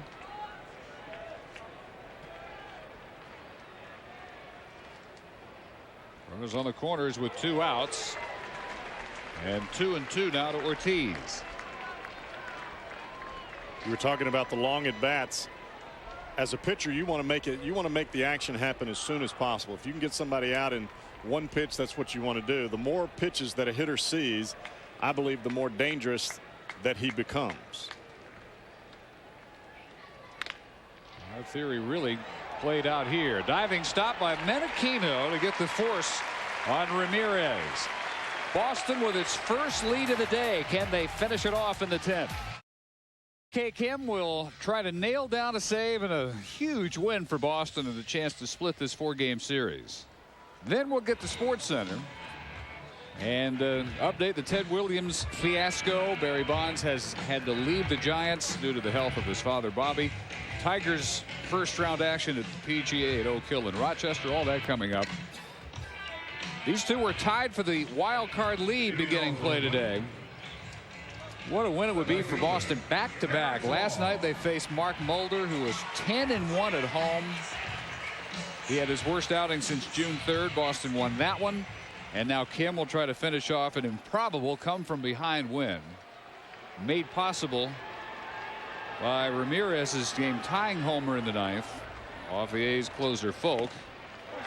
And then 2 Boston runs in the top half of the 10th inning. One of the heroes right there out in left field. Terrence Long, Ramon Hernandez, and Scott Hatteberg in the 10th.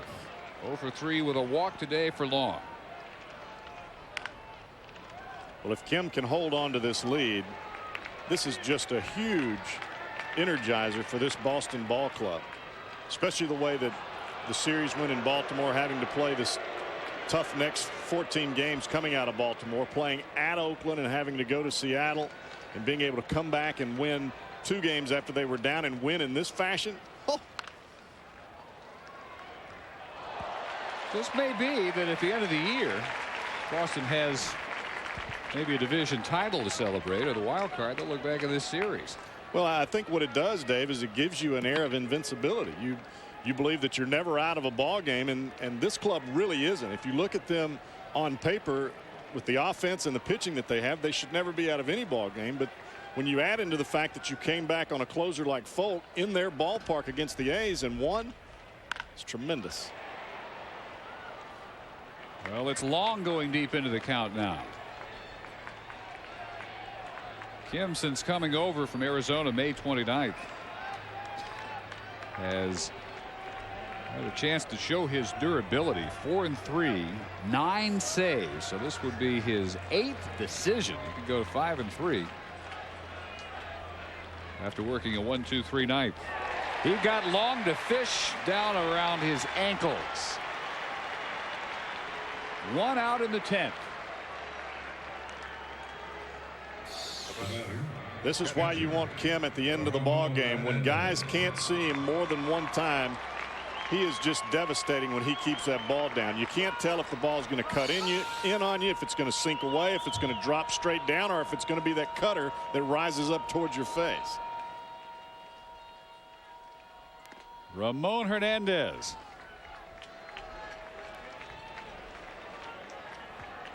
$18 pitches, 14 strikes.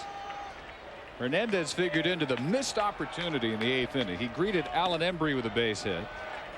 Hatteberg followed with a single on a throwing error by Ramirez out in left. The A's had 2nd and 3rd, nobody out, and didn't score. Menachino grounded to 3rd.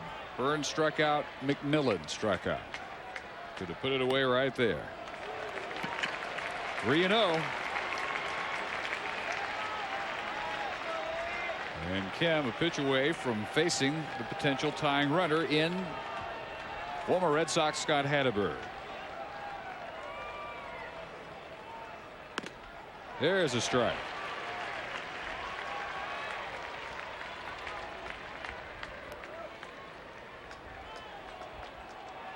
Miguel Tejada still responsible for the only 2 A's runs, with a 2-run single in the 5th.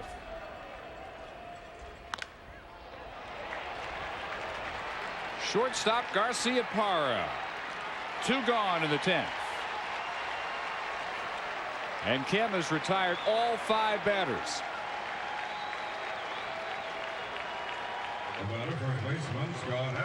Sizable Boston contingent. Very happy about this one so far. Part of a crowd of better than 37,200. Hatteberg. A double in the 2nd, a single in the 8th. And he looks at the ball. Now, see, to me, if you've got a guy like Hatteberg up there, especially at the end of the ball game, you know he's going to be taking. Why not just groove one right in there? He's not going to swing on the first pitch anyway. And Veritek frames that one. Really wanted it. It's 2-0. Where are those guys from? Yeah, I wonder. I really did not know there was this kind of Boston presence out here in the Bay Area. They're nationwide. 2-1. And they're not shy about coming out, wearing the colors, wearing the caps, and letting you know. Now, when have you ever met a Northeasterner that was shy? Good point. 2-2. Last night, Oakland had Mark Mulder going. They were thinking about a 4-game sweep of their main wild card rival at the moment. Now Boston is a pitch away from splitting these 4 games. The 2-2 is bounce foul. And Boston can leave and head up to Seattle, leading the wild card by a game. Kim may make some mistakes to left-handed batters by leaving that breaking ball over the plate, but you've got to love this kid's energy and his aggressiveness on the mound. Gets the ball, gets the sign from Veritek, and here he comes.